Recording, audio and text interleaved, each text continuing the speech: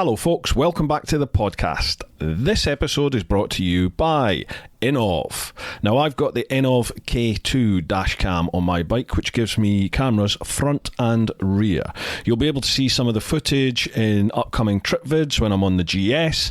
I've also got an installation vid as well covering the K2 system. A little bit of a success story here for you. If you head to any of my social media, Instagram or Facebook, or alternatively head to the Innov UK social media or their website innov.co.uk, then you will be able to see the case of Peter McNaughton. Peter was knocked off of his motorbike at the front of some traffic lights when the taxi behind drove into the rear of him. Now, the taxi claimed that Peter hit the front of the taxi and then fell off his own bike. It went to court, but thankfully Peter had a K2 system on his bike and he was able to show his, effectively, CCTV of the entire incident. As a result of that, the court case went entirely in Peter's favour, as it showed the taxi driver drive into the rear of Peter stationary at the set of lights. So, folks, head to innov, innov.co.uk and get yourself kitted out. Tell them TeapotOne sent you. This show is also brought to you by Ultimate Add-ons. Ultimate Add-ons are the premium manufacturer of mobile phone and action camera mounting solutions for motorcycles. With a kit for any bike and a proven track record of creating products that keep your devices safe, secure and easily accessible, the Ultimate Add-ons product range is ideal for any rider, from the commuter to the round-the-world adventurer. Why shell out on an expensive GPS system when you could use your smartphone, keeping it charged and within reach to take photos of your travels at the same time? Ultimate Add-ons waterproof, shockproof and dustproof tough cases are available for all flagship smartphone models and are designed by riders for riders.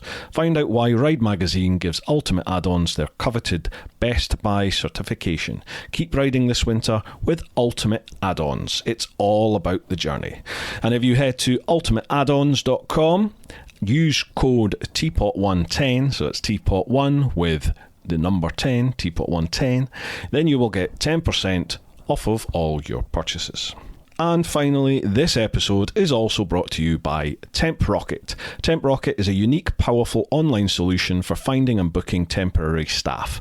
Harnessing the power of online technology, the platform transforms temporary staff recruitment by bringing the three key players, hirers, agencies and contractors, together in one place to deliver a quicker, more efficient solution for all parties 24/7. TempRocket incorporates an innovative online bidding system through which hirers and agencies compare details and costs, then bid for a contractor with the option of making a counter bid, accepting or declining an offer until they find the ideal candidate, making life easier for contractors and freelancers, creating more business for agencies and simplifying the recruitment process for the hirer. TempRocket's a win-win-win. Please visit TempRocket.com. That's TempRocket.com for more information. And tell them TeapotOne sent you. Okay, folks, on with this week's episode. We have the one, the only, Pete English. Oh, man. Hey! How you doing, man? Oh, man. Can you see me all right? I can, yeah. Like in the goatee. Is that a goatee or is that a Mexican tash? I have no idea. Laziness. Oh, man, I have been bricking it. Have you? Why? Oh, man. I'm just a bloke who works with his hands. Oh, cat's telling me to be quiet. The wife's telling me to be quiet already. Hello, Mrs. English. He's saying hi. Come and say hello. You're not on video yet. No, she's not at all. No, she's not. No, she's not. Hello there. Hi. Nice to meet you. How are you? You all right? She can't hear you. I've got the. Oh, right. Yeah, you got your earphones in. I've got the custom fit guards in. Ah, bit of a plug. Like it. Yeah. Like it. I ain't done made at the NEC. You're gonna have to turn the telly. You're gonna have to turn the telly up. Right. Okay. So, I've got a light behind. Mm-hmm. Is that too bright? Yeah, just normal. Yeah. That's fine. Just the way you are is fine. Oh man, yeah. Mate, chill. Don't worry about it. Just chill. Can Can you hear me all right, yeah? Yeah, all good, mate. All good, all fine. Everything. camera So you're okay? not you're not recording at your end, are you? This is just on my laptop. Yeah, fine. That's fine. It's no problems. As long as the internet's good, then the video will be fine. The audio will be good enough. I can tweak it if needed. I have just had a new system for the internet finished about 20 minutes ago. Oh, happy days. I'm not kidding you. Happy days. With one of the neighbours, he's a tech guru. And God, I'm echoing so much on here. How do I stop that? I'm echoing in my head. He's like a tech guru, and he said, don't use Virgin the hub, it's terrible. Right. Buy this. So shelled out. Anyway, it came, and he's just set it all up, and it's supposed to be mega now. The dog's Dan Glaze. It better be, because it wasn't cheap. Right, we're expecting some big things from your YouTube channel then. Well, don't bank on it. I mean, that's a lot. I've seen the print behind you. That's a lovely print, that. Is that the one from you and Rich? Yeah. Can you see that? Yeah, it's lovely, mate. Really Kath nice. will not let me put a hole in the wall. So it's propped up just for ambiance. Big words. We haven't even started the beers yet. Speaking of which, have you got a tipple? I have, pal, yes. Seeing as though we're in lockdown. That's a little bit perverse. I like it. And I've got the good old. I'm trying this. I've not been drinking since I had that. Oh yes. Pancreatitis thing, but tonight I thought, bugger it deserves. It's Cafe Racer by, I don't know, Fierce Beer. I think this was from Struan. Do you know Remotorcycled? Yeah. Struan. And I think this is one of the ones. He sent me a box full of loads of different beers to try, and I've not had a chance to try them. So I think this is from you, Struan. Thank you very much. Right. Shall we? Happy days. We shall. Cheers. Welcome, Slange. All right. It's the first time I've drunk in about 2 months. I'll be on the floor in a minute. That's the first one. Well, I've got the Brew Dog, but this is probably a bit of a girly Brew Dog. It's got a hint of lemon in it, but it's the only one that I really like. Oh, that's the lemon beer that they've brought out. Yeah, but you can't buy it any longer. Oh, can you not? It's like a special. Yeah. So just waiting for it to come again. I'll get another case. Oh, nice. See, I know a couple of people who, because we drink the lemon beer when we had a life and we used to go to Spain. Yeah. We used to drink the lemon beer over there. I can't remember what they call it. No, I can't remember. Amazing. I was drinking it when I was out. In fact, the last time I was out there with Lyndon, I said, I need that lemon beer. And we found it. And I got it, and I was mega. Every other bar we went to a couple. I was asking for it, and they just kept bringing me something else all the time. So in the end, I was going to the fridge and going, I want that one. That's the one I want. Yeah, it's cracking, isn't it? Really nice. Yeah. This is lovely. This is coffee and vanilla porter. Oh, it's really nice. That sounds disgusting. I know, but it tastes lovely. Right, Pete. Yeah. You may be surprised to hear that there is. There's quite a few questions for us to go through here, bud. We have over 40, I think it is, on Patreon and over 30 on Instagram, and I haven't even looked at Facebook because there's not a chance we're going to get there. Can I just say, what the hell are you doing having me on? And two, how the hell do I follow Ben? How the hell do I follow Ben King? A massive bowl of sugar. I was going to say, let me go get some sugar. God. What an amazing guy, just isn't he? Yeah, you can't help. Okay. I mean, there's been a couple of people that have messaged and said, I just couldn't watch it. I couldn't keep up. I just couldn't watch it. Yeah, but the overwhelming amount of people have all just been like, that bloke is a breath of fresh air. But his positivity is amazing, isn't it? How can he be sat on content and books? I know. How can he be just sat on it? Yeah. He must be so happy delivering his groceries. I think he genuinely is. He strikes me as a type of bloke that likes to be busy. He likes to have something to do and something to focus on. And I mean, he genuinely is doing something at the moment, isn't he? He's doing something which we all need. So, why not? Yeah. It's got to be hard to be on a trip like he was on and then get back to normal. To be through no fault of your own. It's not like you've reached the end. It's just like, bang, that's it, you're home now. And, forced to stop. But normally Itchy Boot, she's had to do the same, hasn't she? She's obviously been on a huge tour. And Roxy as well. Oh, hell yeah. Yeah, of course, yeah.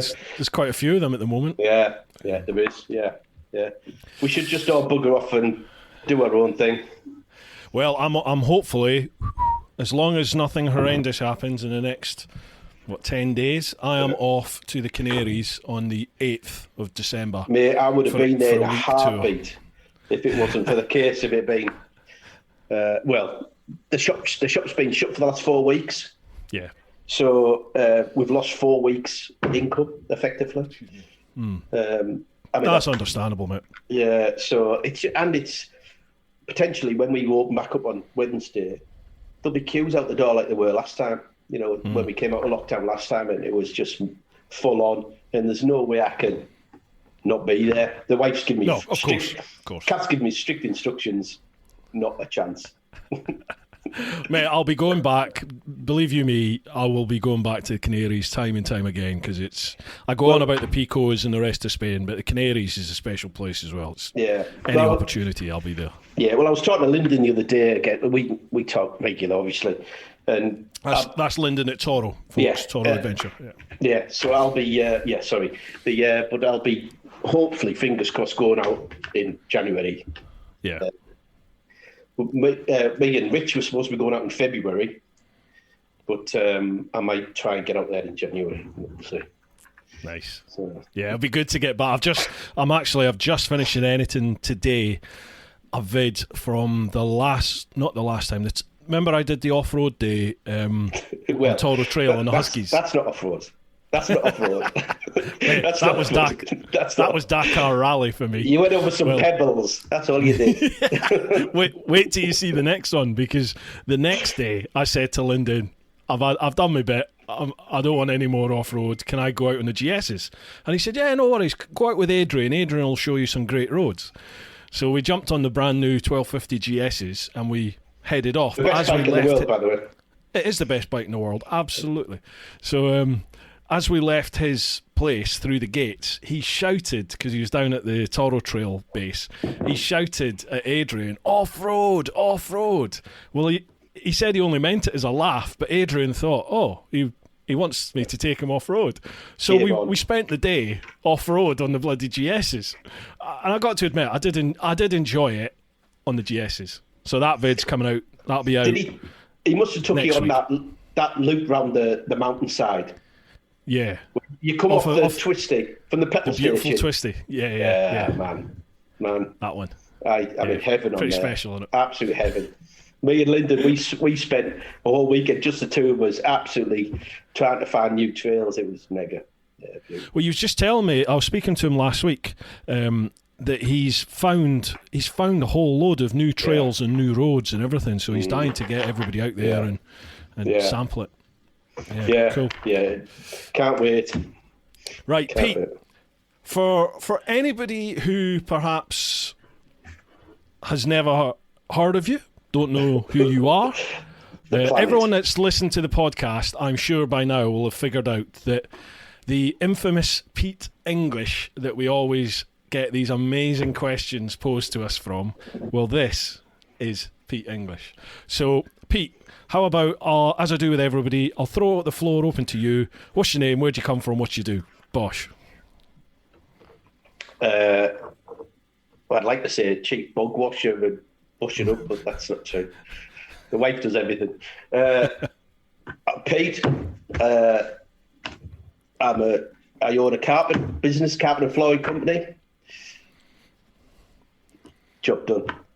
Give it a plug. It's me. It's Pete English. Pete English Flooring. We're just actually opening a new venture very shortly, just to try and cash and carry. All right. Flooring. We're in the process of doing that as we speak. But no, I was a floor layer for 30 years. on my knees, working for Mrs. Smith, Mrs. Bouquet mainly, high-end stuff.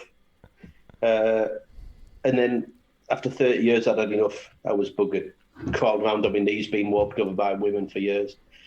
So people pay for that. Yeah, actually, it's a similar story to yourself in a degree. My mum passed away, so once we settled off all our accounts and everything, there was a little bit of money left over. My brother put a kitchen in his house, and I just had this little bit of money, and it was enough to basically pay rent for a year for a shop. So me and the wife sat down and went, we need to do something with this little bit of money. So we effectively opened a shop, and it turned out to be only half of what we needed, but it gave us the incentive to get something done. I wanted to do something with the money. So that was 6 years ago, and we've just been steadily building and building and building. Thankfully, I had a big client base of customers already. That soon as they found out I had my own shop, I've been coming and it's been building and building, and it's been tough. Especially this COVID shit, it's been unbelievable. Yeah. But that's basically where we are today, 6 years in now with the shop. It's like I said, it's been a bit of a struggle, but we're carrying on. Kath does all she runs it. I'm just front of shop now, really. She turns the cogs, and I just do the sales bit. But that's where we are now, and. But yeah, I've got a 30-year-old son who's been into bikes for years. It's Ash, isn't it? Ash, yeah, he's a very, very, very good rider. Yeah, me and him have been riding for years, mainly off-road. Mm-hmm. But he's a Ducati boy, loves his Ducatis. And then I've got little Angel, and she's our little Angel. She's 11 now, so. She keeps us on our toes, so keeps us young. Yeah. So that's me, basically. Just in case people are in the market for a carpet, whereabouts are you based? Well, we're in the northeast. We're in a little town, we're a little shopping precinct, really, in Billingham, in Teesside. Yeah, come and see us. Tell me you've heard me on here, and I'll charge you double. There'll be links in the show notes or in the vid description, folks. So if you are in the market for a carpet, avoid Pete. Yeah. Yeah. Don't. Yeah, go on, carry on. No, go on, mate. Go on. No, I was just going to say that who's your sponsors? Your sponsors now. I was going to say I'll sponsor you, but it's not for me. It's for any independent out there. Stay away from the big boys, all these big sheds. Use your little independent. Shop local. They will always do a better deal. Always. I really hope something comes of this something positive comes of this COVID thing, and we as consumers, we maybe do start directing our attention, at the very least, towards homegrown, British industry that's out there, but most importantly, I think local. People start where you can start shopping local for sure. Yeah. Because as you said, God, people are on their knees at the moment, aren't they? Oh hell yeah! But the biggest thing that gripes us is that these big industries, these big outlets, they can spend fortunes on advertising where I can't. Yeah. Mm-hmm. But I beat their prices all day, every day. Yeah. Regardless of all this free. We beat them all the time, but we can't advertise like them, can? Mm-hmm. So, but we've got good regular customers, and they always come back. So we're doing something right. Yeah, absolutely, mate. Absolutely. Yeah. Repeat customers. That speaks volumes, doesn't it? Yeah. Well, my mantra, and has been forever, is that every job that we do should always lead to another job. That's it. Awesome. Should be. Yeah. Cool. Well, I wish I lived up that way, mate, because we're after some carpet soon. So yeah. Well, don't forget I beat your hands. So yeah, you have. Yeah. Right, dude. There's so much that I could ask straight off straight out the gate, but I reckon with the amount of questions that have been posed by everybody, frightening. It'll pretty much be covered in a lot of those questions, I think. So how about we just fire on, start working our way through the questions and see where it takes us. Let me ask you a question first. Go on then. How are you feeling? Absolutely massive. All right. How are you feeling? I'm not bad, man. Thank you very much. Yeah. I had to go today to the hospital to get more blood tests. They still haven't got a clue what caused the pancreatitis and all the issues and stuff. But I've been literally scanned from head to toe by every scanner there is, and there's no sign of like cancer or anything like that. So brilliant. Thankfully, it's nothing horrendous as far as we know. And in all honesty, I've had like stomach issues for over 30 years, so it's not going anywhere. I'm just hopefully, pardon the pun, we'll get to the bottom of it fairly soon and sort it out, whatever it is. Let's hope so, pal. Nikki, okay? Cheers, man. Mate, yeah, she's all good. She's got a hurty knee. She's going to hate me for saying that. She was running for the train for work the other morning, and she slipped going up the stairs to the station and smashed her kneecap into the step. Oh shit! And thought she'd actually fractured her kneecap, but it's been like 3 days now, and she's up and about today, so that's all right. Bloody hell! Right. But apart from that, good. She's fine. Excellent. She's northern, mate. They're tough as old boots, that lot, aren't they? yeah, definitely. I noticed there was a few extra boxes in the garage, so there must be something must be all right. Oh God, man, don't. Anyone that doesn't know, Mrs. Teapot is a complete and utter hoarder. If she hadn't met me, my wife would be one of those people you see on the television that is literally like mountaineering over the crap in their house. That's what she'd be like. It is infuriating at times. But anyway, never mind. I like the way you're steering this round towards me, Pete, but oh no, I can see you. I know, yeah. Well, I've got to ask questions. I'm just going to keep asking questions all night to avoid all the other ones. Right, we'll go straight in then. Right, we're going to head to Patreon first, as we always do, patreon.com/TeapotOne. First name we've got there, Richie Vida. He says, 2 questions. David. 1, as you're a carpet man, after a substantial spillage, is it possible to remove all traces of red wine from a very expensive woolen rug? There's a story here, isn't there? There is, yeah. Go on. Actually, right. So Rich came to stay with me a couple of weeks ago when we went. I went to show him my neck of the woods. We went. Yeah. We had a few mega days. Fantastic. Yes, so they will be coming up. Don't worry, we'll be talking about them. Yeah. So he came to stay, and him and Kath, my wife, I don't know. They had about 5 bottles of red wine, and one of the said bottles ended up all over said very expensive woolen rug. Ooh. So yes, to answer Richard's question, yes, I did get it out. But as of yesterday, Kath has replaced said rug. Not that there was any, not that it needed it. She just wanted something different. And being in the trade, I got discount. So, so who was responsible for the spillage? Oh yeah, Rich. Was that Rich? 100%. 100%. I'm surprised you didn't offer to tile it for you, replace it. If he tells you any different, it's bullshit. Well, there's a part 2 to his question. Yeah. Is it safe to ride across a ford on a motorcycle at this time of year? Yes, it is. Just not really? the one I did. For anyone that's not aware of what's going on here, it's on Rich's channel, isn't it? Or is it on? It's on Rich's, I think. Yeah, it's on Rich's. Head to Richie Vida's channel, and you can't miss it. Look for the thumbnail of poor old Pete here, stood with his hands up in the air and his beloved brand new 1250 GS on its side in the water. Look for that. Literally brand new, isn't it? Yeah. You just come down to me, hadn't you, and had it. I think 2 weeks later. I think I'd been down to see you and Pete. Yeah. And then about 2 weeks later, me and Rich decided to go skittle the bike along the floor. See, that's what happens when you go off-road, though, Pete, you see. That's why off-roading's just, it's evil. There's no point in it. It's just stupidity, really. Do you know, there's been so many comments on that video.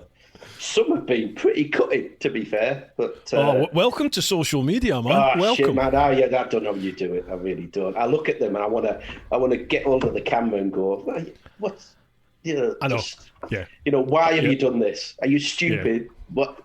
There's a bridge further. Yes, I know there is, but I have skittled so many bikes over the years, mainly off-road bikes. I've had bikes flip upside down, so one landing on its side gently is nothing. You got that vid, haven't you? You and your boy Ash go out off-roading, and he flips the thing, doesn't he? Oh God! Well, Ash has been riding since I bought him his first bike when he was 7. He's now 30, so he's been riding long enough. And I never remember he'd been riding about maybe a year on a PW80. And we used to ride on this land, and we had acres and acres to play with. And he was riding, and he just disappeared, just disappeared. And they'd cut a drainage channel in this land. And it must have been about 6 foot deep, this drainage channel. No. And he was hurtling at full speed on his little PW80, which was fast enough. And he literally landed on the other bank, and he just got up, laughed, and just loved it. But he's road enough. He's took more spills but he's made of strong stuff. Yeah, good. But I find. Yeah. So go on. He doesn't ride. Unfortunately, a lot now with his job, works away, and he's got a family now, so we don't get out as much, which I miss a lot. Yeah. But those times will come again, mate. I've got some mates that are going through all that just now, and that they're all going having their families at the moment, and time's precious, isn't it? So, but those times will come again. Well, hopefully we're doing Morocco next year, so fingers crossed. Well, we're supposed to do it this year. We were supposed to do Morocco, Portugal. We had loads and loads of stuff booked this year, but fingers crossed we can get the Morocco trip done this year. But that's a good two-week trip. So. Have you been before? Have you done Morocco before on the bike? It was supposed to be this year, wasn't it? It was my big 50th this year, so I had my Morocco trip, and then we had Portugal booked, and I had about 4 trips out of tow, 4 or 5 trips to tow that have all gone P-Town. So. Yeah. But no, I mean Morocco trip. That's that's because it's the full off-road. It's like full on the GSs. But, okay. Is that with Lyndon? Yeah. Ah, right. Yeah. Awesome. Yeah. Mate, it's awesome. I love Morocco. What a great country. The people are so friendly. Yeah, just not on a hire bike. Yeah, there's a story again to that one. Those videos aren't available on YouTube anymore, but there is a story. I'll tell you one day, people, if you see me over a beer or over a brew. But we'll draw a discreet veil under that one. Right, Richie, cheers for those, mate. Next one, Dave Hemmings. Cheers, Rich. To you both, what's been your biggest life lesson to date, and what did you learn from it? Oh, he's learning from you with that one. Yeah. Go on then, after you. Life lesson. When I started working, I dropped out of school, so I didn't do 50 at school, so I went straight working. And I went working for a carpet company. And in the carpet company, there was an old boy, proper old school, like army guy.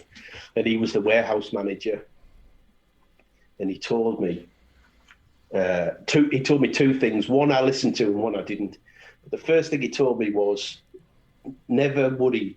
His first lesson was, put money in bricks and mortar. Put as much money you can. If the banks will lend you it, do it.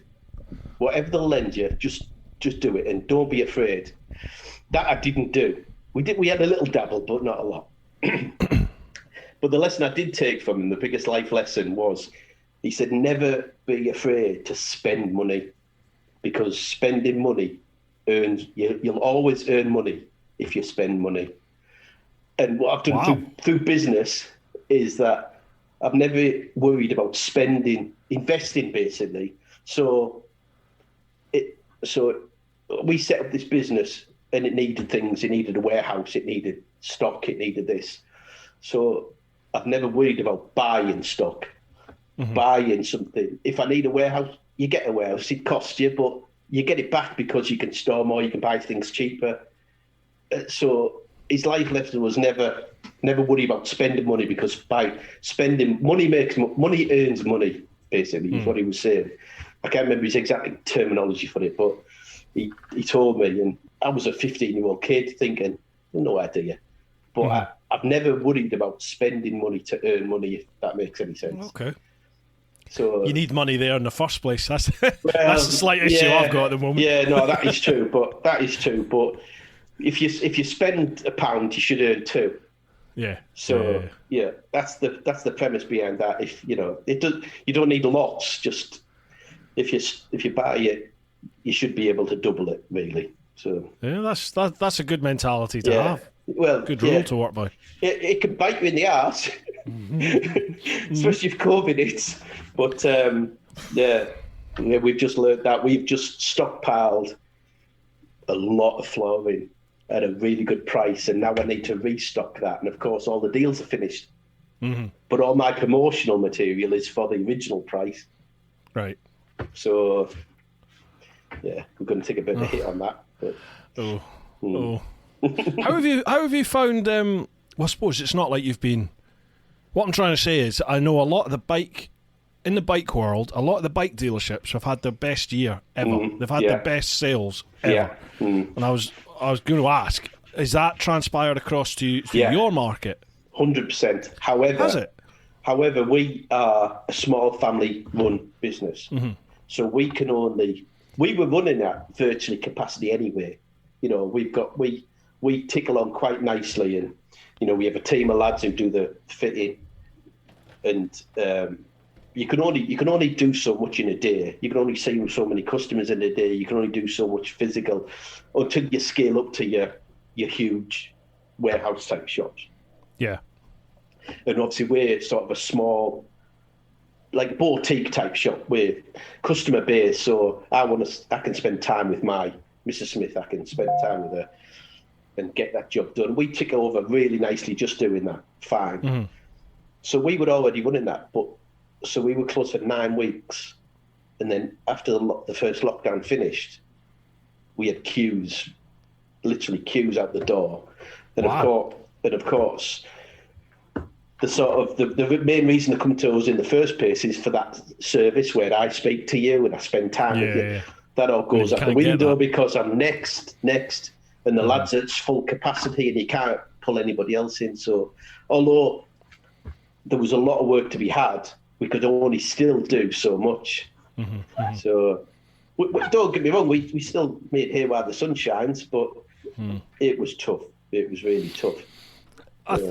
Certainly for me, this year has actually been a massive confidence boost in that, hopefully we're now coming towards the end of this, whatever you could call this year has been. But I'm still here, and for me, it's like I went self-employed and I've got through this, hopefully never to be repeated period. And you're like, that gives me a bit of confidence that right, we can keep going at this. Let's. And I'm sure most self-employed business owners are the same. If you can get through this year, you'll be laughing. The one thing I've learned, excuse me, is I'm not afraid to close my doors if I have to. So, me and Kath, I go off and do bike things. We try to have family holidays if we can, but more often than not, Kath and Angel, they'll go off and go, on holiday together, and which is fine. I love it. I love the fact that they can go off and do their own thing, and I can do my biking thing, and we can get together and do our own thing. But we've actually said now that no, we're going to actually maybe even take 2 weeks in the summer to just close. We'll just shut down and have your own time. We'll just have our own time together. Because although we've got some staff, it's not the same. It's it's more often enough you come back to twice the work effectively. So, but no, it's what it's. I'm I'm not scared of closing the door anymore.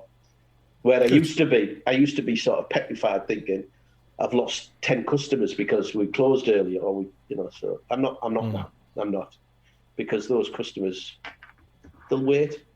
Yeah. Well, hopefully, but yeah. So yeah, that's you'll be fine. That's kind of what it's taught me. Having said that, I haven't had the accounts back from the accountant, so he might tell me different. That's a good point, actually. Yeah, I've still got to do my first proper tax return come the new year. That'll be fun. We'll see. Don't forget to claim for your uniform, obviously. Oh, yeah. I think the accountant's probably going to look at me and go, "How have you survived?" And I'll be like, "I don't know." For me, biggest life lesson to date. I think. What are we in? We are 28 minutes in. I'm going to mention it. My trip, the world trip. Never be ashamed to mention your trip, pal. I'm not. It's tongue in cheek. It's tongue in cheek. But I'm immensely proud of it. But Good, you don't want to be a one trick pony or. There's a million people like me who are very envious. Just. Yeah. You could. I was lucky and very fortunate that I found myself in a position where I could effectively turn my current life off for a year and a half and go for it. So fine, it did. That was probably my biggest life lesson, and it taught me that I am capable of whatever I truly set my mind on, and the value of never giving up. Just if you want something, keep going, no matter what life throws at you. Keep going. Don't expect it to happen, but if you want it to happen, and whatever things are thrown up by life in front of you, if you deal with them, form a plan to deal with that, get round it, and keep on track to your ultimate goal, it will happen eventually. It's you that will stop it happening at the end of the day. When you give up, it's never going to happen. As long as you keep striving, as long as you keep going, it's always within grasp. So you've just got to keep going. I think one of the biggest things what you'll have obviously learned, and I've learned through a little bit of, when you travel, when you go off the beaten track, you stay away from the Benidorms and things like that. Yeah. You realise that the world is such a beautiful place, and it's completely different from what the BBC will tell you. Oh yeah. So it's I've been going to the Middle East for a long time, and it's beautiful, absolutely beautiful. And I still see people now that tell me, are you not afraid? Are you not scared? And you go to a Muslim country? No, absolutely not. No. And we've been to other places around the world, and it's just people are just getting on with their own thing. Absolutely, yeah. And when you come back to reality, you realise that there's a lot worse people off than we are. Oh God, yeah, absolutely. Yeah. I think you just need to look at some of the people that have been on the podcast recently. Ben, you got Ben King, Roxy, Ride from Reality. Paul and Holly. All those guys have been through the stands. There's countries called like Turkmenistan, Azerbaijan. Oh God. Azerbaijan. Have I said Azerbaijan? There's loads of them. There's all these different countries that have stands in their title, and traditionally, they're all pretty much Muslim-orientated countries. Everyone automatically associates Taliban and all that side of life to it. And it does exist up there, but it's a tiny, tiny part of it.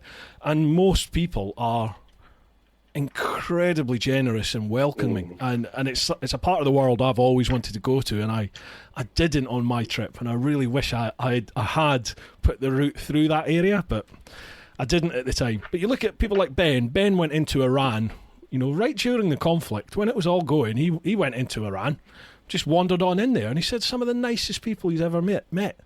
I've known people that have been to Syria, admittedly before the Taliban got hold of it, but again, they said Syria had this reputation as being like the axis of evil over here in the West, and yet they said it is one of the most. They are some of the most kind and generous and welcoming, hospitable people you'd ever meet.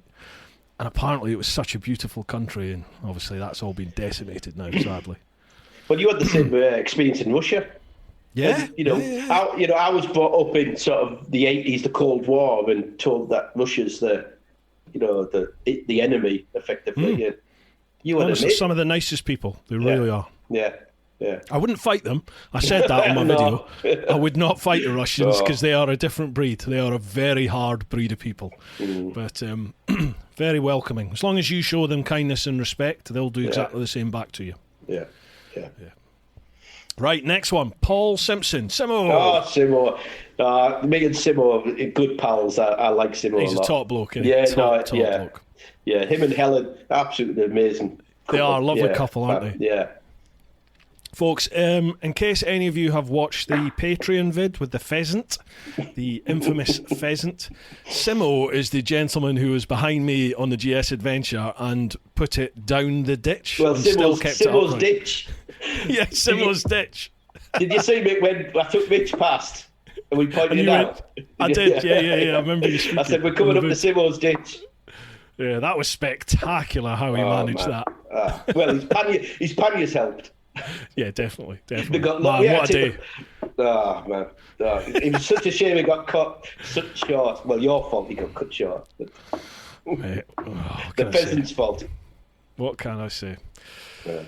Right, Simo's question to both of you.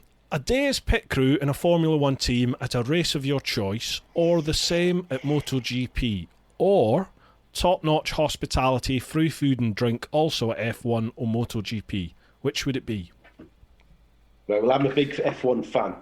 Are you? Yeah, well, every year I go out to what's the last race of the season in Abu Dhabi, although not this year.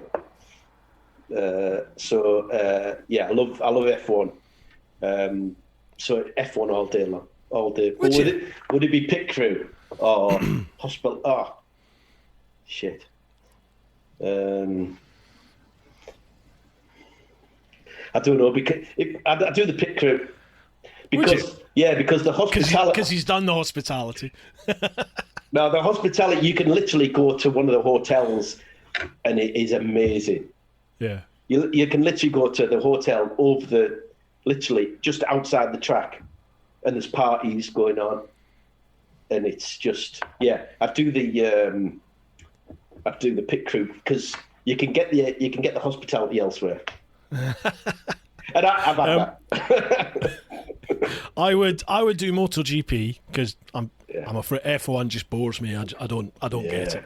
I would do MotoGP, and I would love to do the hospitality, but I think because I'm technically inept, mechanically inept, it would be a bit of a laugh to try and be in the pit crew, even if it's just make them tea. I don't know.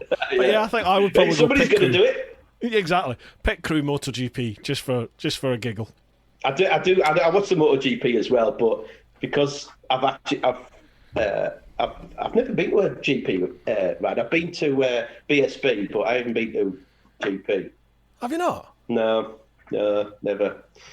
No, it's but the Formula One. But for me, the Formula One, I get the boring bit. I get the procession laps and all that. Yeah. But when I watch the Formula One on TV, it's mainly the build-up and the talking, the analysis before and afterwards. The race, more often enough, I fell asleep or I've skipped through it. It's the build-up and the talking. That's the bit that I like the most of. But I think what is impressive to me about Formula One is just the actual speed of those cars, like the acceleration and how fast they corner. It is just insane. Because you think MotoGP bikes are quick, and they just get obliterated by Formula One, don't they? Yeah. Oh, hell yeah, definitely. But the noise, it's a lot quieter now than it used to be. But me and my son Ash got Silverstone, and my God, we didn't take earplugs. My God, they give you them when you walk through the gates. The huge buckets of earplugs, and you needed them then. Now you don't. I mean, they've slightly changed them again, the noise, but it's a lot quieter now than it used to be. But it's They went down in engine size, didn't they? Oh, it's a 1.6 engine. That's crazy. That's yeah, crazy. it's nuts. Yeah, nuts, absolutely nuts. Yeah, but the experience, especially that last race of the season, man, it's just mega. It's a spectacle. Have you done Monaco? Have you been to Monaco? No. I've only ever done Silverstone and Abu Dhabi. That's it. All I've done. Yeah, I've done Abu Dhabi a few times now. And Monaco's impressive. Like, I've never been for Formula One, but I've gone on the bike, and then obviously we've done a lap of the street circuit. It's quite up and down, isn't it, Monaco? It's hilly as hell. It's literally, it's not even like a big dual carriageways type road. It is literally like a little road going through the town. Yeah. No wonder no one can overtake there, because you're like, how do you get two cars alongside each other? Yeah, never mind at 160 odd mile an hour, whatever they do. It'd be good if they did that London one. That would be mega. If they did London, that'd be awesome. I back in, I think it was about 2004, London did a procession, didn't it? Yeah, they did a session along Regent Street, Oxford Street, all around there. So they just had the Formula One cars just do some parade, like laps, really, because I think London was trying to go, look, we can do an F1 here. And it was, you're talking about volume. Oh my God, we didn't have any ear protection at all, and it was painful. It was so loud. Never mind with the crowd. When was that? 2004, I think. Oh yeah, it will have been. Yeah, before the PC brigade got involved. Yeah, because and it all kicked off. All the office workers were coming out of their offices, and literally, like, if they had balconies, they'd all be on the balcony looking down at the street, drinking beers and watching. But I remember there was a load of building works being done on Regent Street. So there was scaffolding all up, like where the Apple shop is, and Hamleys and everything like that. So obviously everyone just came out and stood on the scaffolding, and some of the scaffolding broke. So it's like there was massive like crowd issues going on and crushing, and it all went a bit tasty for a while. So no wonder it hasn't happened then. Yeah. I mean, it would have been amazing. It would have been absolutely amazing to have that in London, but the logistics of it, like shutting down such a huge area of London, especially where they wanted it. Nightmare. Yeah, to make it secure as well, that's got to be a mission. Nowadays, sadly, it's something that you have to think about. Yeah. Right, next question. Paul Soares, question for Pete. You're obviously smoking some really good weed. Where do you buy it? Where am I what? The ice cream man. The ice cream, always the ice cream man. That was in Glasgow, wasn't it? The ice cream wars, yeah. Now he says, seriously, thanks very much for all the laughs through your questions. So, cheers, Paul. And cheers, Pete. Roger White, to you both. With it being pantomime season and Aladdin is a typical Christmas show, you've just found a real-life genie lamp. What are your 3 wishes and why? Everyone's trying to out-Pete here. Yeah. 3 wishes from a genie. What are they and why? Oh, mate, you might have to go first for this. Right. You do one, I'll do one. Right. I'll do a really materialistic, selfish first one, and that would be I would like to win the lottery, but at about I would say I would want at least 20 mil, and with that I would pay Balls off. Out. Yeah, I'd pay off all my friends and family mortgages, so everyone's now mortgage free. I'd give... Where's your 20 million gone? Well, yeah, hence why we need 50. So that'll be... Everyone that I know and I love as family and friends, they'd all be mortgage free. And then I would give my boy and my immediate family some nice little nest eggs, set everybody up. And then I'd make sure Nikki and I had a really nice place of your dreams. And then that would be it. Then I would just carry on doing what I'm doing, living the dream. No financial worries. That's all taken care of. Because the mortgage is the biggest, for me, the mortgage is the biggest outer, isn't it? So once that's taken care of, you're like, right. Yeah, well, the other 2 I'll need to think about. Yeah.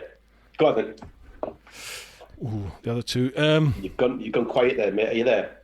I'm here. Are you there? You there? Yeah, I can hear you. Just went Right, off a little bit. Yeah. No worries. I think I'm going to try and squeeze this into one wish, but I would like to have Gemma Atkinson and Noel Best. I'd like their company for a while. That would be very pleasant. Okay. No Best. Sorry, now I get it. Yeah. Yeah, no Best. Matt Best. Black Rifle Coffee. Matt Best. So his there's wife. the 3 Noel wishes. Best. That's it. 3 wishes done. Well, I could die a happy man then. That's fine. Right. Okay. What about you then? Obviously, to be financially stable would be mega. To never have to worry about, just any financial decision you ever made, just never to worry about that would be definitely option 1. Whether that's winning the lottery or being successful, whatever, definitely. 3 wishes. Shit. Health. Shit, man, it's got to be, because it's pointless being. You experienced it. I've experienced it. 6 years ago, I was in bad shape with my health. Really? Just me. I was backwards gone. From all the years. 30 years, on my knees, my back out. They were talking about putting a cage in my spine and fusing it and all sorts. But so money, health. Shit, what's the third? What would you do for third one? Happiness. Well, you make your own happiness, you make your own luck. That's very true. Yeah. Oh. I don't know. Hello, Mrs. Teapot. I'm okay. I'm still all set here. Pete says hello. Hi. The best bacon butties I've ever tasted in my life. He says the best bacon butties he's ever tasted. I made them. Actually, yeah, you did. Well, I could have said she makes the best breakfast in the world, couldn't I? But that sounds right. You must be doing something right then, because she never makes me any. Mate, you keep freezing. You're back. Yeah. So financial. Yeah, I'm back. Yeah. So financially stable. Health, health happening. It's got to be that's it. Once you've got them, what else do you need? Absolutely. Yes, brother. I've already got the GS in the garage, so that's it. Best bike in the world. Best bike in the world, Pete. Yeah, definitely, yeah. Anybody who tells you different is obviously haven't got a clue. They've either never ridden one or they're in denial, plainly. I'll give you lamb chops. Case example. Case in point. However, I very, very nearly, and I was so tempted, not the multi-strada, that was like, I couldn't. It was the KTM Super Adventure. I love that bike. Oh man, it was so close. It was unbelievable. Yeah, it was It was so close. It's a proper hooligan of a do-it-all bike.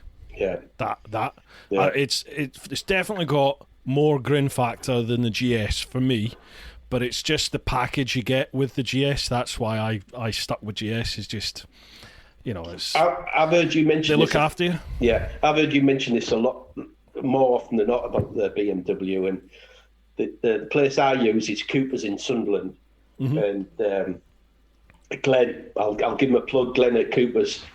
Yeah, feel free. I couldn't be happier. I literally come back from Toro, known after riding the 1250 again, because I just needed to make my mind up. Because I'd been out on the Africa Twin, I'd been out on the KTM, I'd had the multi-strada for a few weeks. Yeah. And I just needed to know that it was definitely the one. And I messaged him, I think I was still out at Toro, I was sat by the pool, and I just sent a message, I just said, it's a tough life, isn't it? It's a tough life. Hey, not the minute it's not. But it's so I messaged just say I'm on my way in. This is what I want, and he just said, "Come in, we'll sort it out." And I literally, what he put on the table, I just said yes to. But I trusted him, and I was happy with what I got, and the service. Not only that, it's just what's happened in between from my last bike to this bike, and When I came down to you, me and Ash had just been to Scotland for a long weekend. Yeah. So the 600 mile I'd already done that in Scotland. So then I came down to you and came back, and he said, right, as long as you come back before 1200 mile, no problem. So, it's just that bit of leeway. And absolutely. But communication as well, he was like, yeah, no problem, Pete, no problem. And yeah, definitely. Yeah, it was. I've had people contact me and go, nah, that's rubbish what you say about BMW. My experience with BMWs, they're absolutely crap. And sometimes, not always, but sometimes, just in the manner of which they write that, I read it and I think, did you speak to, the people you dealt with at the dealership like that? Maybe that's why you didn't get a particularly good service. It shouldn't matter. I know it shouldn't. No, it should. We're all humans. If you treat somebody like shit, why should you not be treated like shit back? No, I agree with that 100%, totally. But other people will be like, well, I'm the customer. I'm always right. Well, I can understand that, but to the same extent, I won't go out my way to help somebody if they're talking to me in a way that I perceive as disrespectful. Do you know it's what I human mean? nature. Yeah. Okay, I maybe won't be impolite back initially.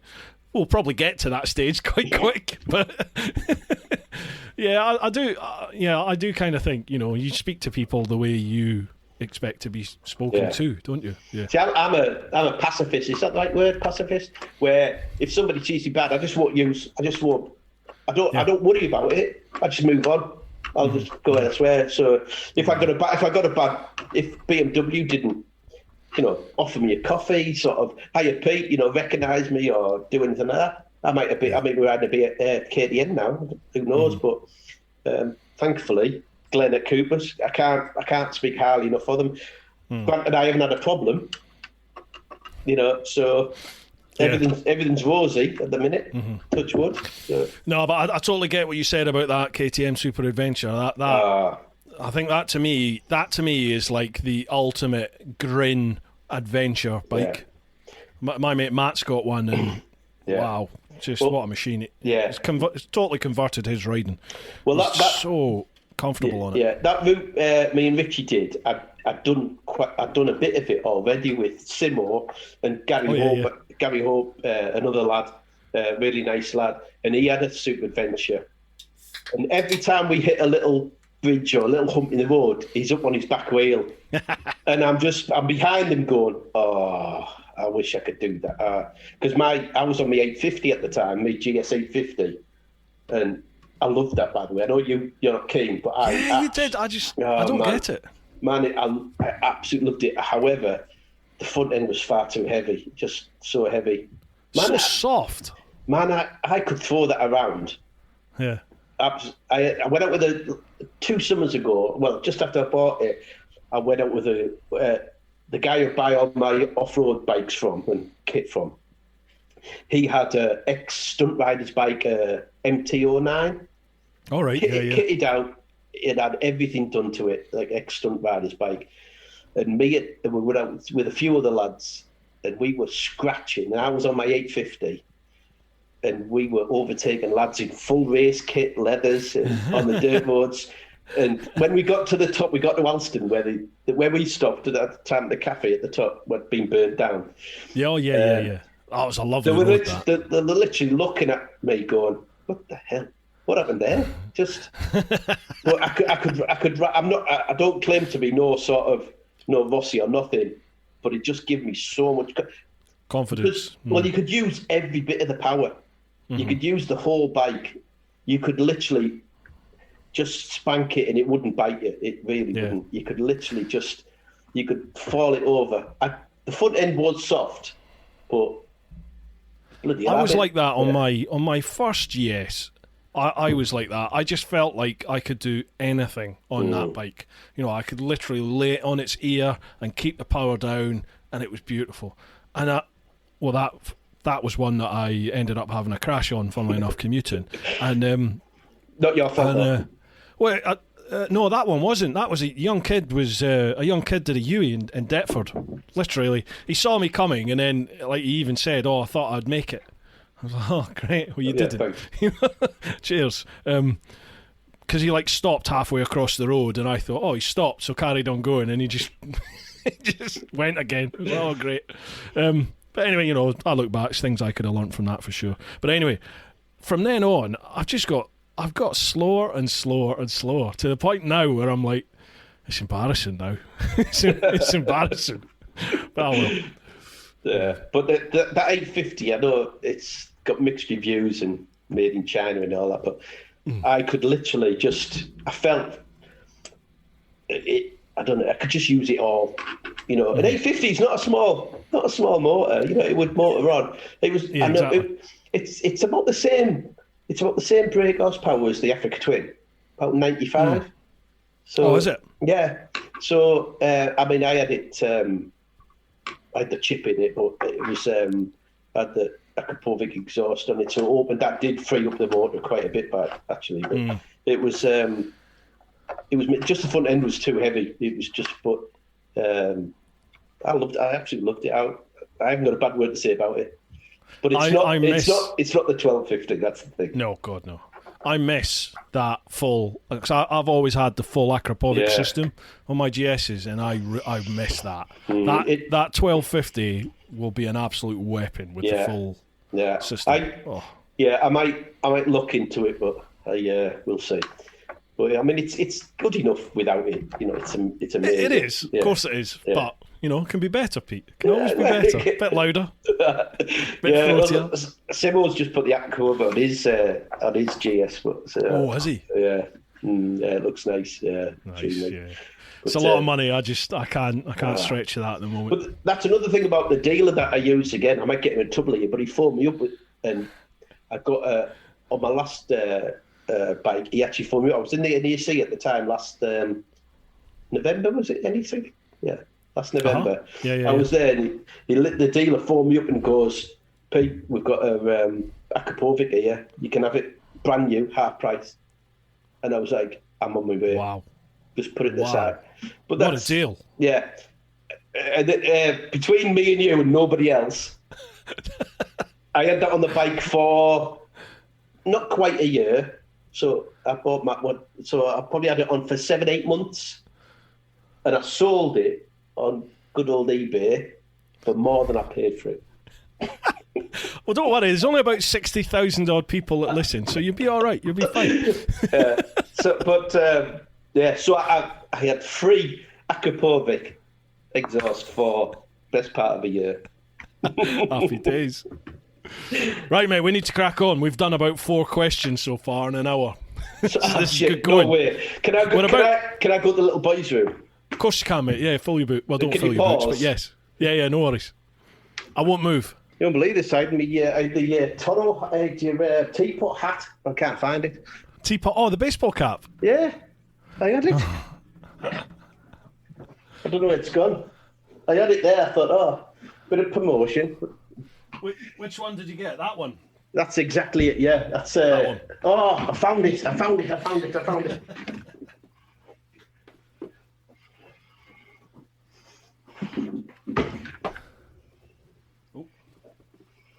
Hey. Right, I've just the postman's just been.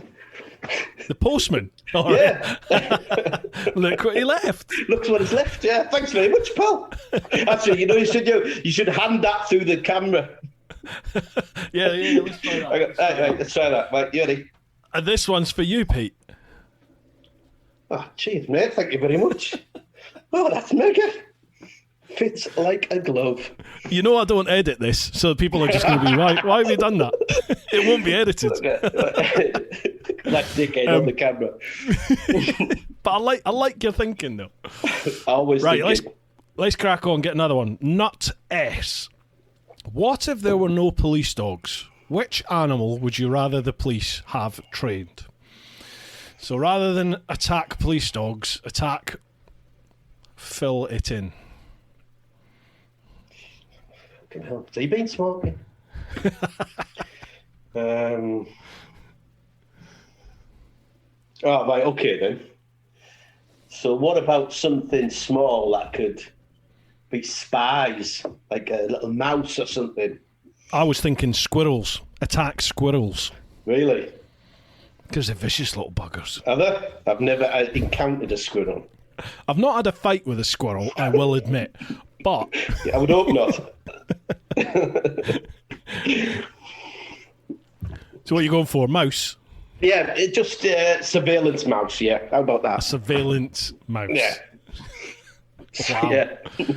I do wonder where some people... Generally it's you, I wonder. I think to myself, where is his mind when he comes up with these questions? Well, it seems you're not alone, mate. It seems you're not alone. Well, my God, this is what's happened because you've put me on this little pedestal about obscure questions. You did it. You did it with your questions. Bollocks. But now everybody's trying to up and ship it. Sort of. Where now? Who said it recently? Somebody was disappointed. I can't remember with the question I asked. Yeah. I can't remember. That was fairly recently, wasn't it? Yeah, somebody. And I was like, but I kid you not, it doesn't keep me awake at night. But sometimes I'm thinking, I wish I could, because some of these questions now are getting. The most recent one that really got, I can't remember who said it, but it was, you had to sleep with. You had two options. You had to sleep with your parents. No, you had to watch your parents having sex or sleep with them once. Oh, blimey, I don't remember that one. Somebody asked that. Was it not the one that, would you rather look at your dad or your mum's internet view? That was mine. Was that you? That was mine. That was genius. That was genius. That was mine, yeah. No, that was mine. But no, somebody put on about you either had to have sex with your mum and dad once or watch them have sex for life. Wow. And it was kind of like, oh my days. That's wow. I wouldn't even come up with that. That's like proper Saw stuff, that is, isn't it? It's like make that decision. Shit, yeah. But even I cringed at that one. Right, next one. Stuart Bailey. When the time comes, buried, cremated, or other? Cremated. Are you? You're cremated, man. Do not put me in a box in the ground. Do not. No chance. I quite like the thought of just being... Bollocks, no. Just being part of the ground. I quite like that. I've got an older brother who used to put the bed covers over me and sit on top of me. Yeah. No, man. No, my old Yeah, you need to make sure I'm dead first, right enough. No, just the thought of being claustrophobic in it. No chance. No, my brother's a twat. He was a twat. He still is, but no, just no chance. No. I had back about 2003. I had a mate in the old Bill who sadly passed away from cancer within about 4 weeks of finding out he had it. Literally just tore through him, and he was a lovely fella. This chap, really, really nice lad. You know, like a heart of gold. Almost like he was almost too nice to be a copper. Do you know what I mean? Like one of those people. And he decided before he passed away that he wanted to be buried in a wicker casket. And this was certainly before I'd ever heard of any of this sort of, this thing. Get buried in a wicker casket, and then rather than a tombstone, you have a tree. So you feed the tree, and the tree grows. And it's always just stuck with me, and I've thought, that's actually I quite like that, the old circle of life kind of thing. Yeah. You're sort of feeding on something else, and off it goes. I don't know if they'd get me in a wicker casket. I don't know if it would be strong enough. I'd fall out the bloody thing. You have to get the Women's Institute and get them all together and make it a big one. Yeah, a massive one. Yeah. No, definitely cremate me. I'd scatter me, but yeah. Where would you be? Okay, then where would you be scattered? Do you know what? When me and Ash, my boy, we used to go to a place in Scarborough. It was a old military camp, and we used to go there regular trials riding. We had about 50. Oh God, no! It was massive. It was like an old disused army barracks owned by the Scarborough Trials Club, and you just had a key and you could go in and use the whole thing. You know, there might be 50 other riders. You might not even cross each other's paths for hours. It was massive, the place. We used to play there all weekend. And I remember going there once, and somebody had put a little memorial of the son, the dad, whatever it was. And it just said on the memorial, rest in peace, this is where he loved to be. Mm-hmm. Somewhere like that, just somewhere, there was, probably during the week, there's nobody there. You're in the middle of nowhere. You just got this, it was on there was a view, there was a beautiful view. Just somewhere like that, just somewhere. Yeah. Hills of Spit, Southern Spit, that would, Yeah, beautiful. Yeah. I remember growing up, like in my teens to my very early 20s, I was just a rugby man through and through. I lived and breathed rugby. All I wanted to do was play for Scotland, and I did well. I worked my way up through the schools and representative, and I ended up trialling for Scotland, believe it or not, but I didn't make it. I trialled with Jason White. I played, the old Scottish captain. Yeah. I used to play against Jason at school level, and then we went through district level, rep level, and then we trialled for Scotland. He made it and I didn't. But all that time I was into my rugby, I was always, when I go, I want to be cremated and scattered at one end of Murrayfield. That's where I want to be. But since I've sort of left rugby and got into bikes, I've never actually thought to myself, where do you want to go at the end of it? Okay. I don't really know, actually. I haven't. The Picos. Yeah, maybe. Do you know? No, actually. As much as I love the Picos, it would still be the Highlands. I think I would still want to be scattered, like Glencoe or something. Man. Just somewhere around there. Just stunning, beautiful. My little trip with Ash a couple of weeks ago, because again for my 50th. In fact, that's the only reason. Is that when it rains? It rains like every second of every day. That one. My God, yeah, biblical. But it was mega. But even when we were coming through Glencoe, I'm talking to Ash on the intercom, and I've said, you know what? If it had been a beautiful sunny day, you wouldn't see that waterfall as it is. And mind you, I haven't said that, we literally caned it through. It's a beautiful road, isn't it? Yeah, we were staying at a hotel, a Best Western. You know where the Green Welly? Oh yeah. Well, just to the Green Welly where the train. Pardon? Tyndrum. Is that what it is? Yeah. Yeah. So we stayed at a Best West on the second day. We stayed there, but we just hurled it. We just hurled arse to get there because, oh man, it was probably blowing 90 miles an hour and just sad wind. Yeah, it was just nuts. But the road was shut leading to it. Oh no, that was the next day after we came out of there, because the river, the loch, the road was probably about 3 foot deep. It was closed, but we still went through it. But yeah, it was long way around. Woo! But so we looked on the sat nav to see how far it was round it. It was a hellish. It catches people detour. out that. Yeah. It catches people out up there. They think, I'll just take this side road. And you're like, it's a 40-mile detour. Yeah, I think this one was even more. Yeah, it was. If there is a road, yeah. Yeah. But no, that was a good trip. All organised by my boy for my 40th. For my 50th, it was. Awesome. It was mega. Yeah. My son and I have spoke about this, of going on a bit of a road trip together again, because when he was about 10 or 11, before I did my trip, I took him on the back of my Gixxer Thou that I had at the time, and we did like a 10-day or 2-week actually road trip all around Scotland on the bike, because I wanted to sort of introduce it. Pardon? You say 10-day trip? About 2 weeks actually, all around Scotland. Yeah. So I wanted to introduce him to sort of a bike trip and the sort of thing that I would be getting up to, really. So I took him away, and he was okay on that. At the end of it, he really enjoyed it. And he said, next year, can we go somewhere else, Dad, next year? So I said, okay. Well, he was right into his parkour, that free running thing. Yeah. So he said, could we, there's a parkour monument, like south of Paris. It's like the home of parkour. Could we go there?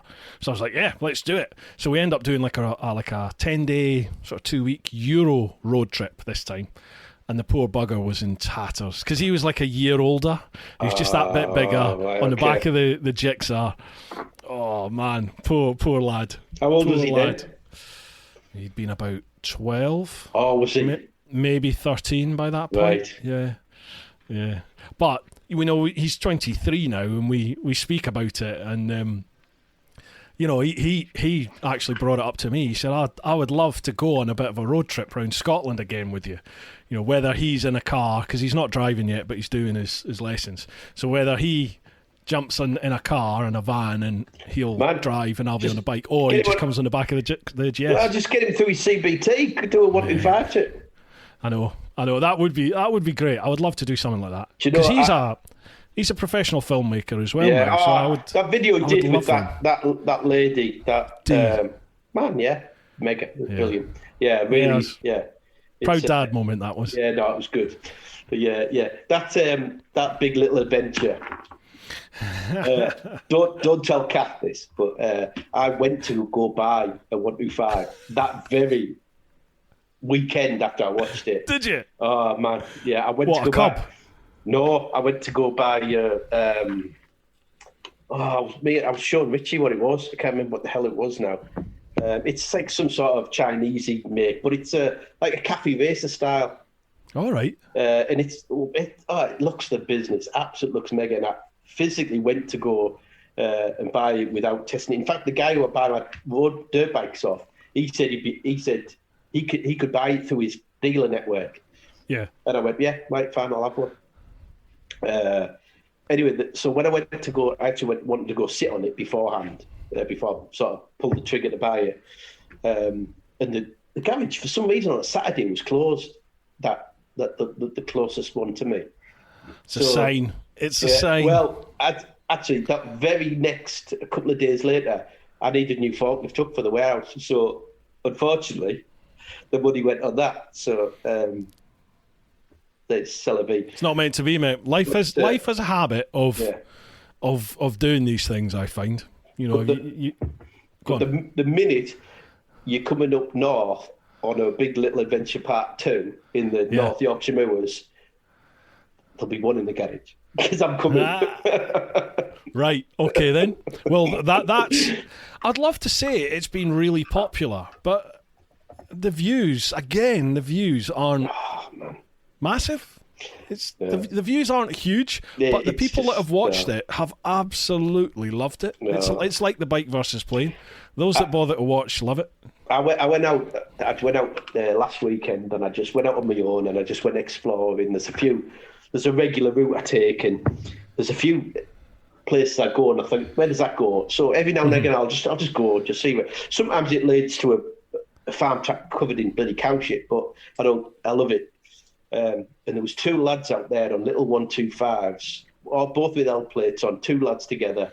Mm-hmm. You could just tell they were loving it. They're just loving it. Probably just got the CBT, loving it, and I just went, because the bikes that we've got are brilliant, aren't they? They'll do everything, but sometimes they're too much, aren't they? You just want something. Yeah, it's weird. I was very much thinking, that's it. I'm a little bike convert now. That's it, and then Sinnes were bringing out this T380, the Terrain 380cc, and in my head I was thinking, that's it, that's the answer, that is the bike to have. That's the one you need, because I had such fun on the 125 version. I just thought to myself, put double the cc of that, and that is going to be a fantastic machine. So I couldn't wait. They've gave me brand new out the box, 2 miles on the clock, the Sinnes T380.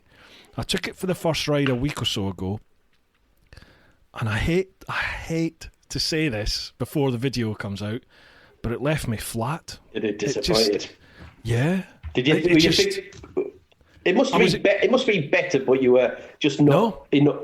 Really? No. Yeah, it's 200 kilograms rather than 150 kilograms, so it's 50 kilograms heavier, and it's got 130, no, hang on, what was it, 125 before, 530, 55, 255cc more.